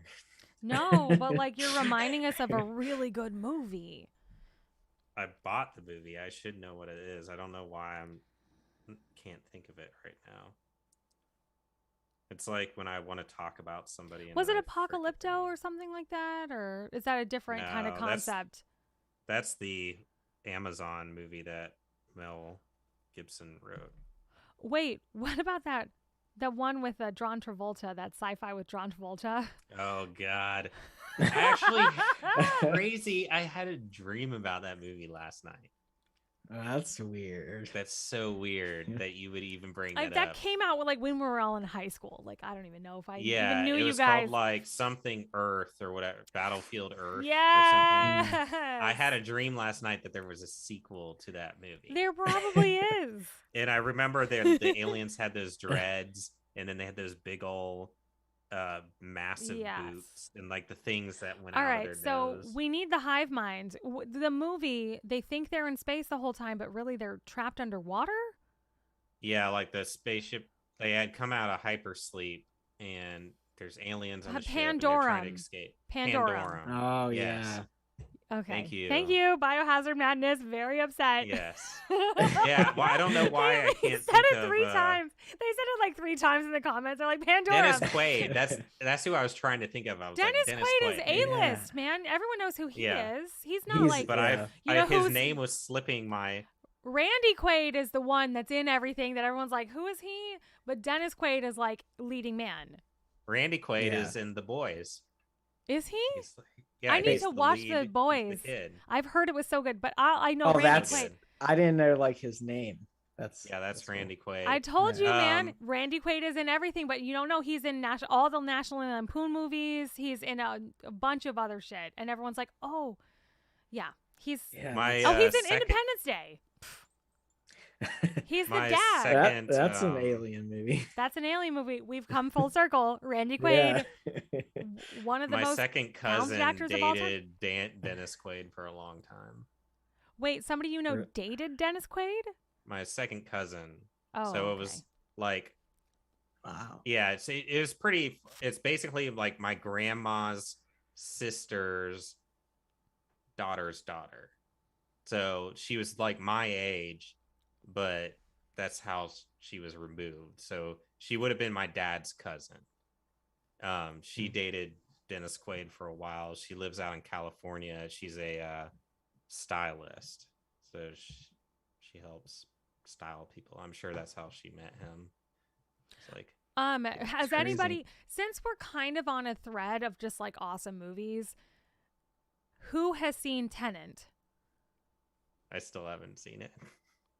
No, I don't think. Is that the Korean movie? No. Okay, no. No, Tenet is like the Christopher Nolan. Oh, movie with the guy from Twilight in it. He's brilliant. He's so good in it. Robert the movie Pattinson. Robert Pattinson. I and love then Robert and then the Pattinson. other lead is I'm gonna look this up. It's such a great movie. I want to know anyone in the Yeah. comments. We're getting some good comments here. Because Pandorum is a great movie. Well, Tenet, yeah, it got No, mixed reviews. no. People Who love says it, but a lot mixed of people reviews? say, Do you have you yeah. ever seen Memento?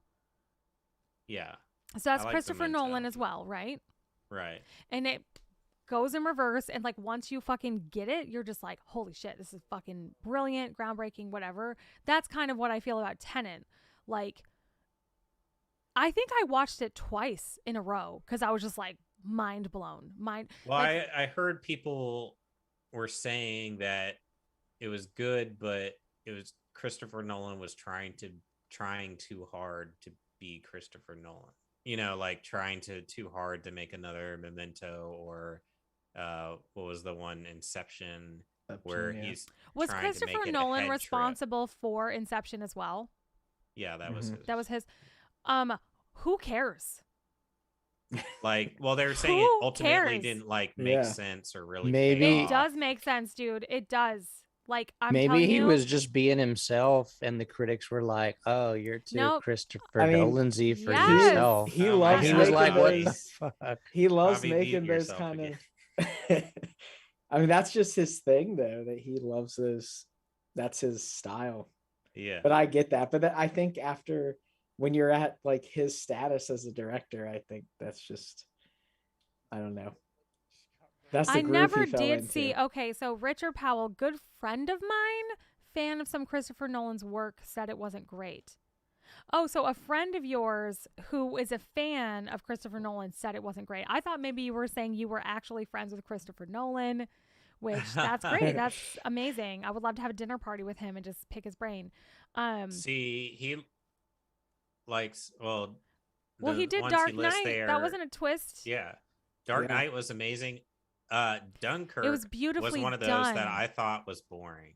I never saw Dunkirk. What? I wanted to because it didn't win like a million Oscars.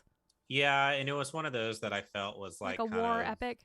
What's the new well, war it was a movie little that I bit was like the new war movie that I was like bragging about to you guys? Like it was 1919? oh yeah, 1949 or 79, No, 1970. it's No, called 49. 1918. 1918. 19 That was yeah. the date. Yeah, it was it was supposed to look like a No, war. it's not camera, 1908. No, that wasn't the title though. Shit, we sound so stupid. 1891. What's 17, 1917. 1917. 1684. Yeah, Dude, it was a 1917. date. 1917. Is it yes. 1917? 1970. Yes. Yeah, it was really good. I saw it in theaters and really loved it. Wait, who? Yeah, it's really good. who we did- directed it? Did Nolan do The Prestige? He did. Yeah, that was a good one. That was That a was good another movie. twisty That's- movie. yeah. That was pretty good. Yeah. Yeah, I don't know. Dunkirk, I felt like was one that would it's hard to make good because not that event. There's not whole lot going on. It's just like, okay, these guys are trapped, and it's cool. It's a cool story because civilians use their own boats and they go out there to rescue the military. But outside of that, nothing's really happening. It's just soldiers sort of pinned down, with the army on one side of the beach and the navy on the other side. So it was kind of like boring, and it was shot well. I mean, Christopher Nolan's a great director. The cinematography was great. But that was another kind of Hans Zimmer score that I felt was sort of just good. more underscore than it was. I gotta watch. Memorable. Is Dunkirk Hans Zimmer and Christopher Nolan? How have I not seen this movie? That's like ridiculously up my alley. Well, they're like a pair. They're kind of like Tim Burton, Danny Elfman. I love that though. I love Hans Zimmer because Spielberg, I love John Williams. I love all the like 20th century prepared instrument, like freaky, like weird. Tenet was the first movie I think that Hans Zimmer didn't do. I wonder who did Tenet, because I mean, I'm not going to say like the soundtrack was here nor there, but Inception soundtrack was incredible. I do know that. Yeah. I remember like hearing about the soundtrack and what they kind of did to achieve certain moments in Inception where they were in the underground. They like slowed down the music. I feel like maybe I watched Hans Zimmer talk about it is why, because he has a masterclass. So right, yeah, I bought a masterclass. I watched it. God dang, and TJ, I how many noticed how he classes? Dude, you can watch as many as you want when you subscribe. How many have you watched so far? I've watched Alicia Keys. Do you have masterclass, Steve? I have Hans Zimmer's. I got his a long time ago. Oh, you can buy one at a time? I just subscribe for the whole year. No, yeah, I just paid for his masterclass. Yeah, I have a link. I can send a free 7-day trial. I want you guys all to watch the Metallica. There's a reason that I think you should Hans watch Zimmer the Saint focused Vincent on Pirates of the Caribbean, because that's one of his best scores, because he actually has the whole beginning of the masterclass. He's talking about question and answer, and he's talking about theme, and he basically almost exclusively uses Pirates as a Caribbean, or he gets into Gladiator sometimes, because he doesn't really do themes anymore. That's not what he does. He just does sound. So sounds can be themes. He kind of proved the point that I was making in his own masterclass, that I was like never knocking Hans Zimmer. I just said I'm not a huge fan of what he's doing now, because to me it's more ambient than it is thematic, and I prefer thematic scores. I like the textures, I like the sounds, I think it's cool, but I don't, with his newer films, I don't leave with it stuck in my head or like humming it. See, like I do, but in a different way. Steve, why are you hating? Because I'm a hater, dude. Haters gotta hate. I think, like, when you think of The Dark Knight, you think of that like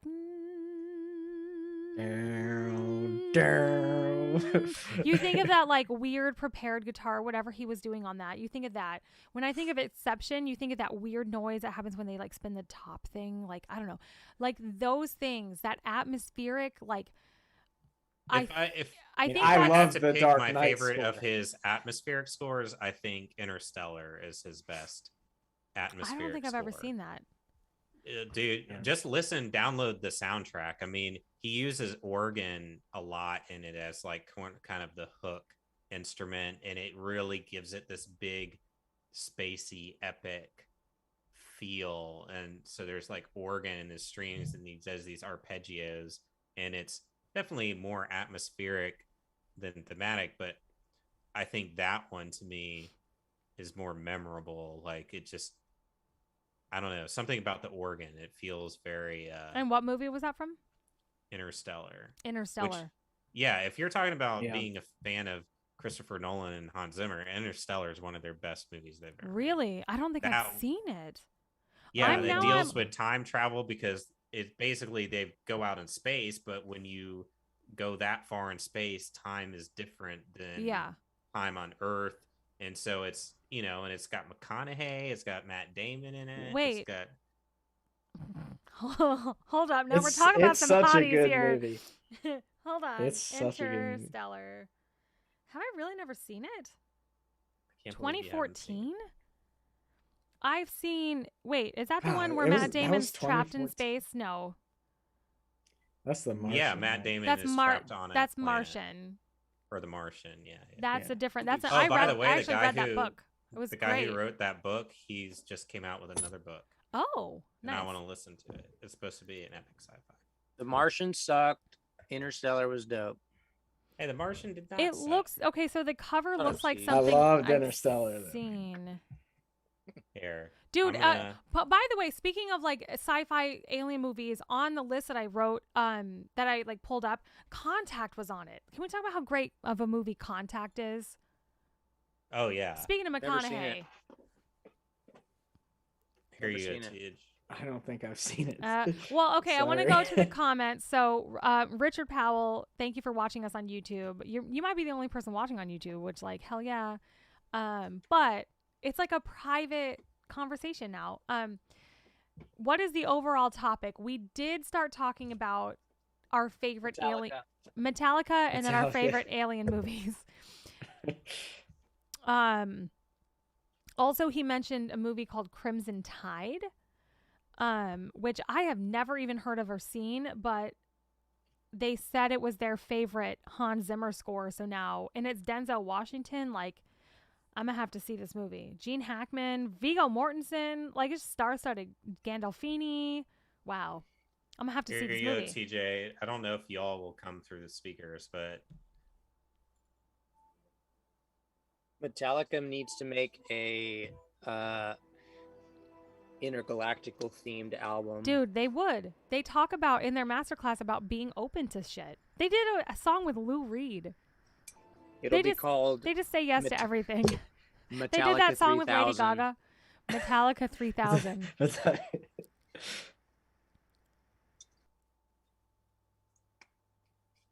I had to relocate. It was getting too distracting. No, you're good, man. You're in a cave now. This is my studio. A little studio outside, or It's underneath my house. You're kinda in It's the a crawl. It sounds a- pretty. It's a crawl Sounds pretty- space. Sounds good. It's a sounds nice. Yeah. crawl space. Yeah, it's cinder blocks and fiberglass, perfect for your lungs. you Yeah, know? dude. Don't breathe in too deep. Oh no, that's what helps. You know, it's magic. Gives you that grit. I really want to see this Crimson Tide movie just based on like the. Roll Tide. I know, right? That's all I think about when I think of I've Miss Alabama. heard of that Alabama. movie, sure, but yeah, TJ, you need to just watch Interstellar. If you are blown away by Christopher Nolan movies, I'm telling you, Yeah. it's one of those that you have to watch multiple times to understand. Like, wait, space and time travel and how this works, and then yeah, my brother, who's not even like, he appreciates music, but he's not like a fanatic like me. Like, after he saw that movie, he went out and bought the soundtrack. He was just like, To Interstellar. yeah, he's like, I listen to this every time I'm studying. He's like, this like such a dope soundtrack. Very nice. Nice. You know, Awesome. speaking of Dennis Quaid too, because Dennis Quaid is also in The Day After Tomorrow or the 2012 movie. One of those two. Remember that? Mm. And that had a great classical soundtrack. Again, another nod to like 2001: A Space Odyssey. Man, there's so many good, like, once you said Contact, I was thinking like older alien movies like Fire in the Sky. It was so, the ending when they show them in the abduction, like, it's the creepiest. Like, it's nightmare fuel. Or like Invasion of the Body Snatchers was a fun one. Yeah. And let's see, Screamers, Screechers, or what was that? The Thing is a good alien movie. The Thing's Oh, awesome. yeah, I've got it. I don't know why I didn't think of it. It's on. I've got a Oh. poster of it in my wall. in my I other don't room. think anybody has said Predator either. dude. Oh, yeah. Oh, true. Yeah. Predator is totally an alien, right? It just Yeah. comes Yeah. down to Earth and just wants to hunt man. Josh, Yeah. I have one. Go for What it. is it? Are you ready? No. No, I'm It. not. It's Oh yeah. Ah, He Pennywise is- is an He alien. is a an fucking alien. alien. A It's an motherfucker. alien? I Yeah. He's mean, an I alien. thought it was like fear embodied. I don't know.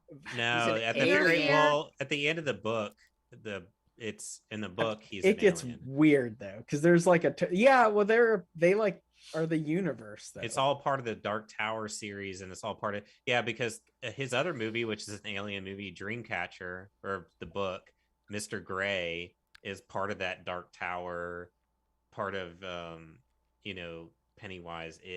Yeah. He's part of that. Yeah. And he's Well, an that's alien. another name for him. I'm pretty sure that's Mr. like the Gray. same entity, isn't it? I or think something. so. It's like Yeah. a different embodiment of it. Yeah. But it's Mr. Gray though. Like when he comes down, that whole spaceship crashed, and like those weird little worm aliens were like they go upside your butthole and then they take your body over. Hey. Is that Body Snatchers or Dreamcatcher. That's the the butthole Stephen snatchers. King book. I'm actually listening to. Hey, there's a band called book Butthole by Surfers. Stephen King's So- son, called Horns. Didn't Stephen King's son do the Oh. Nosferatu or something like that? No? Maybe. I'm listening. They did a movie with Harry Potter guy for his book Horns, and I'm listening to the book Oh, now. yeah. That was a All right. weird movie. Yeah, Daniel Radcliffe, like, yeah. Horns was weird, but good for Daniel Radcliffe. He actually he picks some pretty unique projects. Mhm. Dude, Guns Akimbo. That movie was great. Is that when he has like guns for hands or something? Yeah, I never saw He it, wakes but- up and somebody had like screwed guns onto both his hands, like put screws through his flesh so he can't like take them off or do anything. And so it's basically he gets thrust into this like underground television show, which is like these people have to like kill each other, and he doesn't Wow. know that he's part of it, and he's trying to get out of this game. That's cool. I need to check that out. It's super B movie. Like I love all the B movies that what's his name?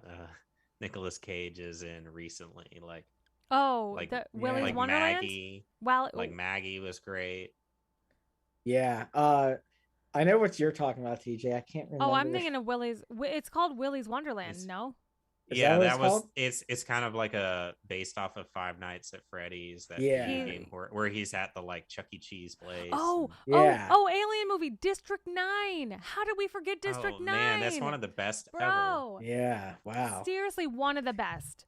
It's hard Neil to like Blomkamp think. is so good. Like I love anything he ever does. Like his little short films are now on Netflix.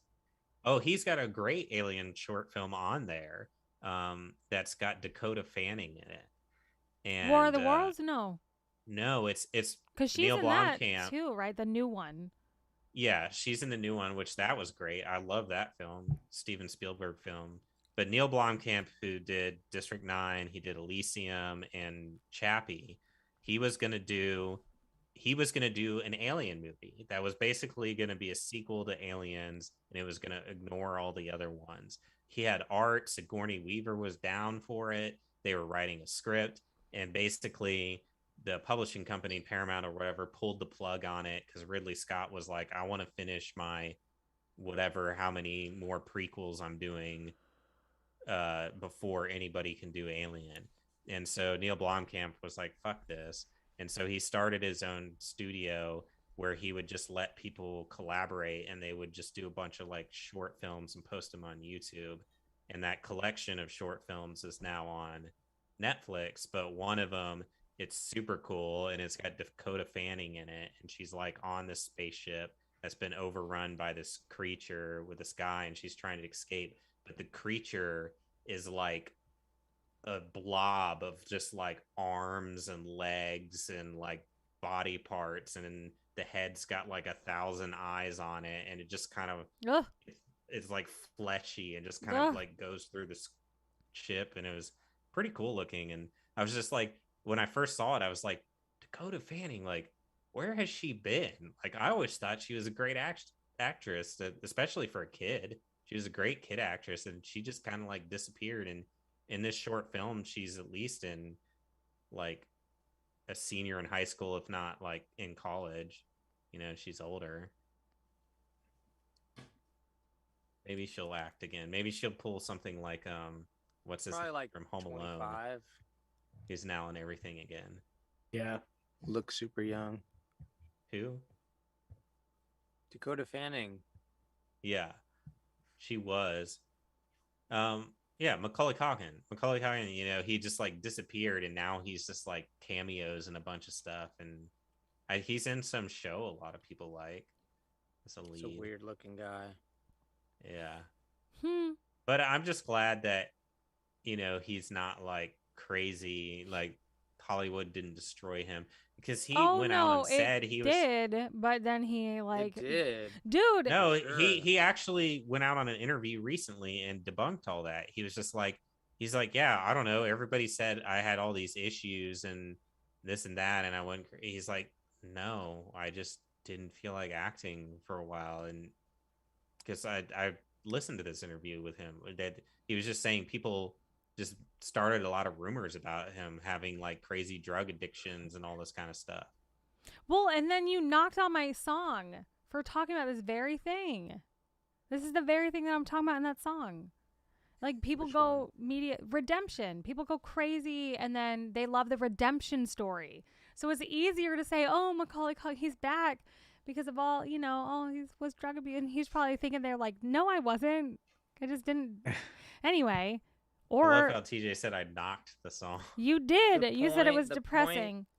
The I just point is, Macaulay Culkin's back, and Steve just knocks on TJ's. Yeah. He's back. Well, TJ asked for opinions. No, I and want the thoughts on things. opinions. I want the opinions. But then if you're going to give me an opinion, then I still have I reserve the right to fucking defend my lyrics and be like, well, this was what they mean. If it's not coming across, then let's rework something. But like, this is like, I feel like the song as a whole needs to make a statement. This song is about X. Maybe I disagree. Sorry. Javi Do you always has a really? contradiction. Do you really know? I do because if you're wanting somebody's like opinion as a first time listener, like you got to go into that situation like with, you know, the possibility of them rejecting the fuck out of that song. If you don't give a fuck about what they care about or not, then you'll just be like, I don't want your opinion. I'm going to put it out regardless. Well, So I it's don't think we're looking for opinions of listeners. We are trying to make people feel something and give them something they can relate to. And, you know. But what I mean is like if you go to Steve and you say, hey, what do you think about this song? And Steve gives you an honest opinion, you know, there's a possibility that he may not dig what you're putting out. And so you shouldn't be like, I reserve the right to defend you should just be no, open you and be do like, though. hey. Like you're open to criticism, but that doesn't mean you need to change what you've done. It means like you're just open to the collaboration and the criticism, but if you stand by your idea, then you stand by your idea. I don't think there's anything wrong with either way. You don't need to stand by your idea so stingently that you never change anything, because I definitely do change stuff. Well, yeah, I mean, you know, there's no But black you got and it. white. And what Metallica was saying, there is no right or wrong. You're so right there when you said there's no black or white. There's no right or wrong. They were literally just talking about this, and that was another part that I found really inspiring. There's no right or wrong way to like do a song or a part, and you have to kind of be open. But at the end of the day, the song kind of like takes the precedence over everything else. I'm just saying, like, if it were me and I went up to Steve and I said, hey, Steve, what do you think about this song? I better expect at the very worst case scenario that he's going to be like, hey, I'm not digging this, or maybe you should change something. And then it would be on my side to be like, okay, maybe, you know, Steve's got a different perspective that I'm not seeing and that I need to rework it. But if I didn't give a fuck what Steve thought, I wouldn't even come to him. No, and I be do like, care I what you just- guys think. I don't want it to come across like I Right, don't. right. I do. Like Yeah, I think I the welcome importance the is opinions because we are a collective and we're a band, and I want to make sure that like you guys are standing behind what I'm saying as much as I am. I think for me it just needs to come across more that like I want all four of us to stand behind the words that I'm projecting. But if I'm not fucking behind them, then it's definitely a lose. Like I ultimately have to be the person who has to like sell the song and the idea, and like it has to sound like it's coming from my heart. Do you guys not agree with that? I think it should just come from your heart. I mean, Literally what I just said. well, I feel like I don't know, like I we're a think, band, yes. like, but I'm not like here to be someone's puppet and just sing what they want me to sing. Like I'm here to say what I want to say, and I feel like hopefully the trust of being in a band works both ways. If you guys can say, okay, like your take on things is like something I stand behind. Yeah, I don't think it needs to be exclusive. Like, we are a band, and so it's a representation of four people, and we all have something to say, and the band itself reflects on all of us. But you being the voice of the band, people are hearing your voice, and so when the words are coming out of your mouth, I do feel like they're more impactful. Well, it's more impactful if it means something to you personally, because if it means something to you, then it's easier for you to sell it. But I also don't think that it necessarily always needs to be like that. Like the song Believer was a song I wrote, and I think you still sang that well, even though that's not necessarily, yes, those lyrics it didn't come from you. yes. It wasn't, but I still but you still believed in sold them. it. But because I still believed in them.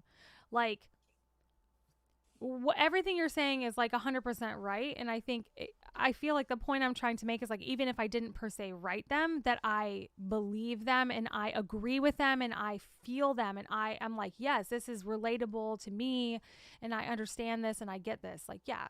Oh yeah, you couldn't sing something that you didn't believe in. Well, you can. That'd be like Plenty going of out people there and do, lying. but it's just exactly, you can, and plenty of people do. But like that's the instant that the audience is like they can tell. That's They why can I'm tell it's so bullshit that there. I'm so into authenticity, right? And Biohazard said, if you stand by the idea, then what's the point of asking for input? I think. Bingo. That's what I was trying to say. I think like so. After You're asking for input because you don't stand by it full-heartedly. No, I know. Like honestly, like after years of studying formal music at school, having circle critiques was part of the criteria. And you always want to bring your ideas to other people and see what they think. Now, if they disagree with it, you do have the right to defend yourself. But if they're going to point out something that can make the song better, then like let's hear it. There's nothing wrong with collaboration. It's part of being in a band. And it was just something that it's something ingrained into me to not be like married to your ideas. You can't be. Yeah, you don't want to ride in a bubble. Yeah, you don't want to be basically. so in your head, but like something that during the Metallica class they were talking about was like, however, if I disagree with something, but whoever, James or Lars or whatever, is so like passionate about it, not just headstrong ego, but like literally passionate because it serves the song, then maybe they'll be like, okay, maybe you're seeing how this serves the song and I don't. Like it could be, and it's totally a vice versa thing. Like I like, for an example, some of the songs that we wrote over a year ago that didn't end up making the cut and we chose Watch Your Back. I listened to my own lyrics over a year later and I'm like, I don't even like these. But back then I was probably like, these are the most brilliant things I've ever written. Like you have to be able to look at yourself with an analytical point of view. Can't make you change. Like, yeah, an example of like doing,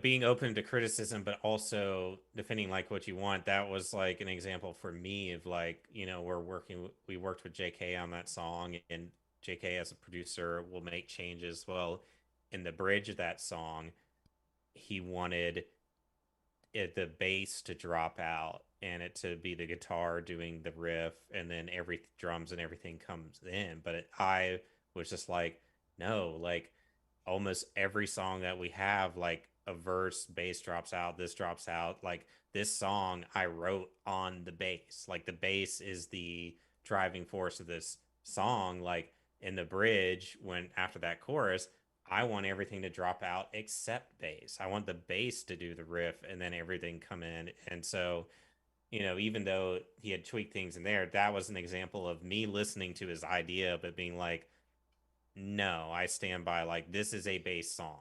It needs to be in there. To sum everything up, if you're writing something in the perspective of offense, then you believe in it enough to like be on the offensive. If you're writing on this in the perspective of the defensive, you have to be open to the offensive coming and giving their ideas, especially if you're reaching out for them.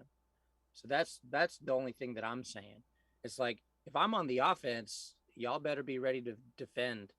But if I'm on the defense and I'm riding on from the defensive, I should be open to the offense coming and trying to score a touchdown because I'm on the defensive. And we're all trying to score a touchdown. We're all trying to have a song that means something and that we all love, And if you guys hear something that I'm not hearing because I've been stuck with my ideas in my living room for so long, then I am open to it. Just because I may disagree with it doesn't mean I'm still not valuing your opinion, and we might not change it at the end of the day. But like Steve, with that bass part, that's an offensive thing. He's like, no, it's got to be like this because this is how I wrote the song. I'm on the offensive. So I definitely don't like disagree with that, though. I just don't think you should be like that 100% of the time.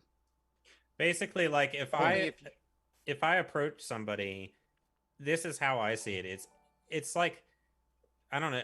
I think we're talking in circles here, but it's basically like if I ask somebody for their opinion of something I do, it's me legitimately wanting to hear an outside opinion and a critique because I'm open to change. And they may give me a list of 5 things that they could critique that they're like, oh, this could be different, whatever.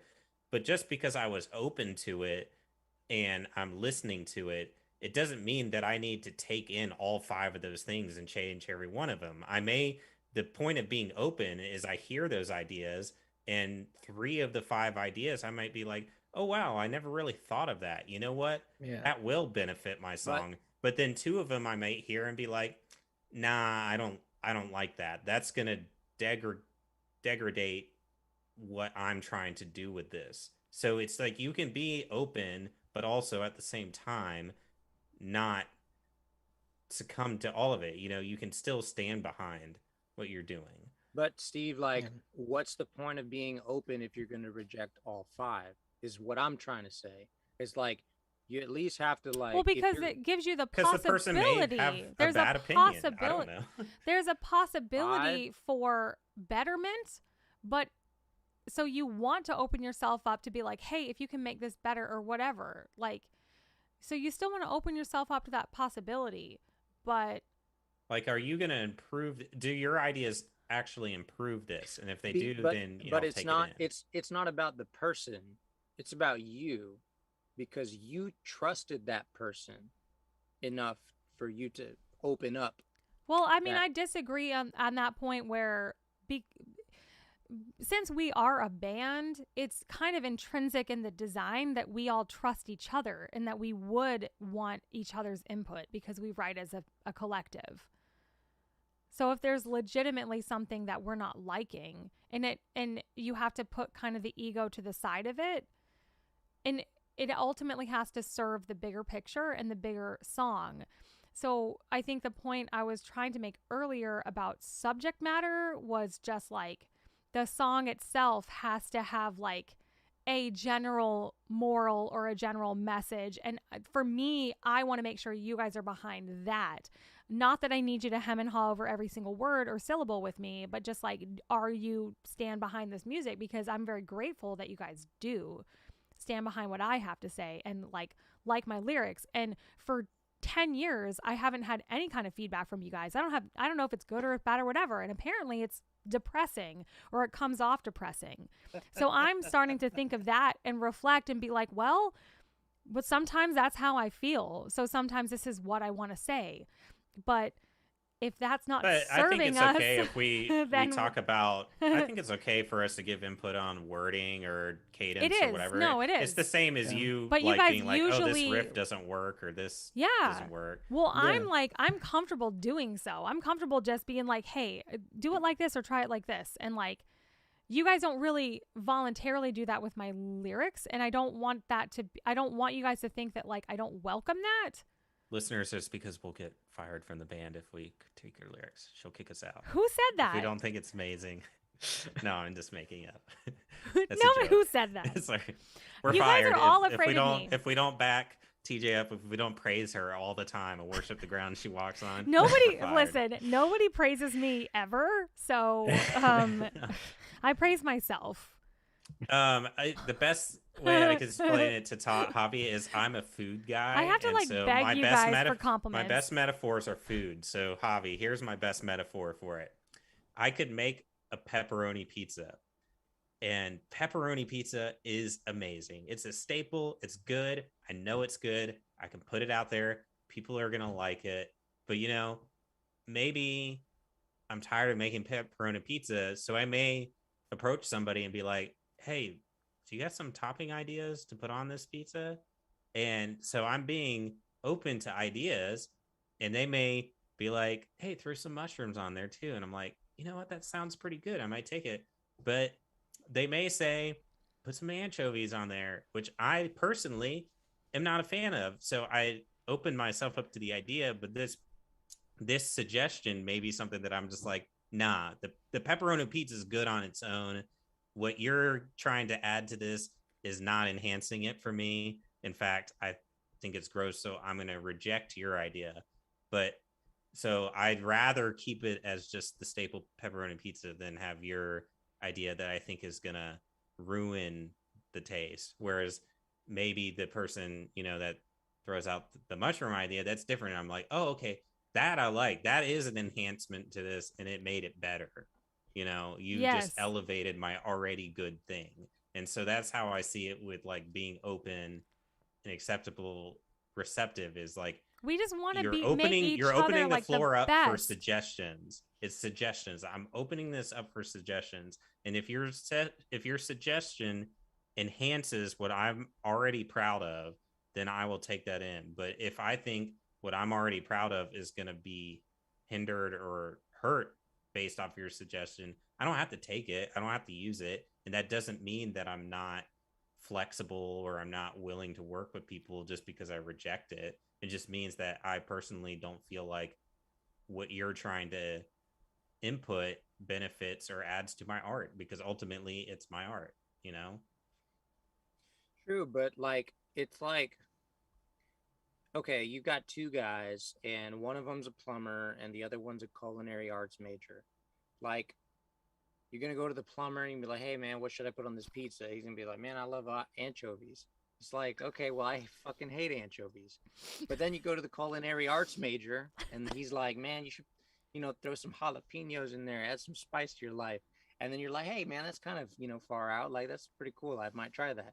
Like, you're trusting the person that you're sharing the ideas with, depending on like where they're at in life or whatever, music. No, yeah, I So, get that. like, I just feel let me like give feel like you're okay. arguing that if we don't accept every criticism or don't take it, then we're being not open or something. So that's not what I'm saying. Or at we all. don't change what we do. So I want to give you That's not what I'm guys. saying at all. No, I know that well, it's then not. you're agreeing with us then? No. So we're on the same What I'm page?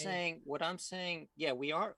Honestly, we are on the same page. We all agree. I think we are. I think we're just talking different languages. The only thing that I'm saying is like, Josh is just back there chilling. No, I gotta get going. I'm sorry, guys. Oh. No, I'm John. sorry. Oh, Oh. it is 7:30. Yeah. Oh, I it's have way I have past. company too, so I gotta Oh, get well, Oh, I I just haven't eaten today, so I I'm- haven't Yeah, I eaten either. haven't either. I would just like to make one final point. Steve, you had sent me lyric, melody, all kinds of ideas for this new song, right? And I Mhm. gave you like my honest feedback about things that I thought were too on the nose or whatever it may be with lyrics. But if you didn't notice, I put your ideas of lyrics into the verses of this song that I just sent you guys. Like Yeah, no, I noticed being there was able- like words and the Yes. theme is sprinkled out. Your through. idea sparked something in me, and then I even used a word here or there. No, I didn't use your verbatim idea, and you weren't asking me to. But I was just like, hey, man, like, send me you singing over this because I'm stuck. And that's how it works. And then I'm really happy with this product. I was really happy with this song. And this isn't the first iteration of it at all by any means. Like, we started writing the song 8 months ago. Like, you know, and like 4 months ago I started scribbling down little tidbits of ideas. So like it's a process. But having you send that to me and be like, well, this is what I'm hearing for the theme of this song helped me be like how to make this. And because of the critiques you guys gave me the other day about not being empowering enough, I wrote this song that was like hella empowering in my mind. So that was my final thought, is like sometimes the collaboration aspect of whatever we do is not always on the surface. Sometimes, like, I don't know, it's like a text you sent me and a critique you gave me from, I am taking all this and I am listening and I am trying to grow because that's what I want to do. And I think that's what the audience cares about. If you're not growing, if you're not experimenting or learning or doing something for you as a musician, people are just going to get bored and you're going to get bored. Yeah. Yeah. And I love you guys. Rock and roll. Well, I love you. this was the last live stream for the year. We're going to take 2 weeks off and just enjoy our time with our families. Mo joined us on Facebook. Thank you, Mo. He's going to finish that acoustic album. It's going to be amazing. Steve's giving the side eye.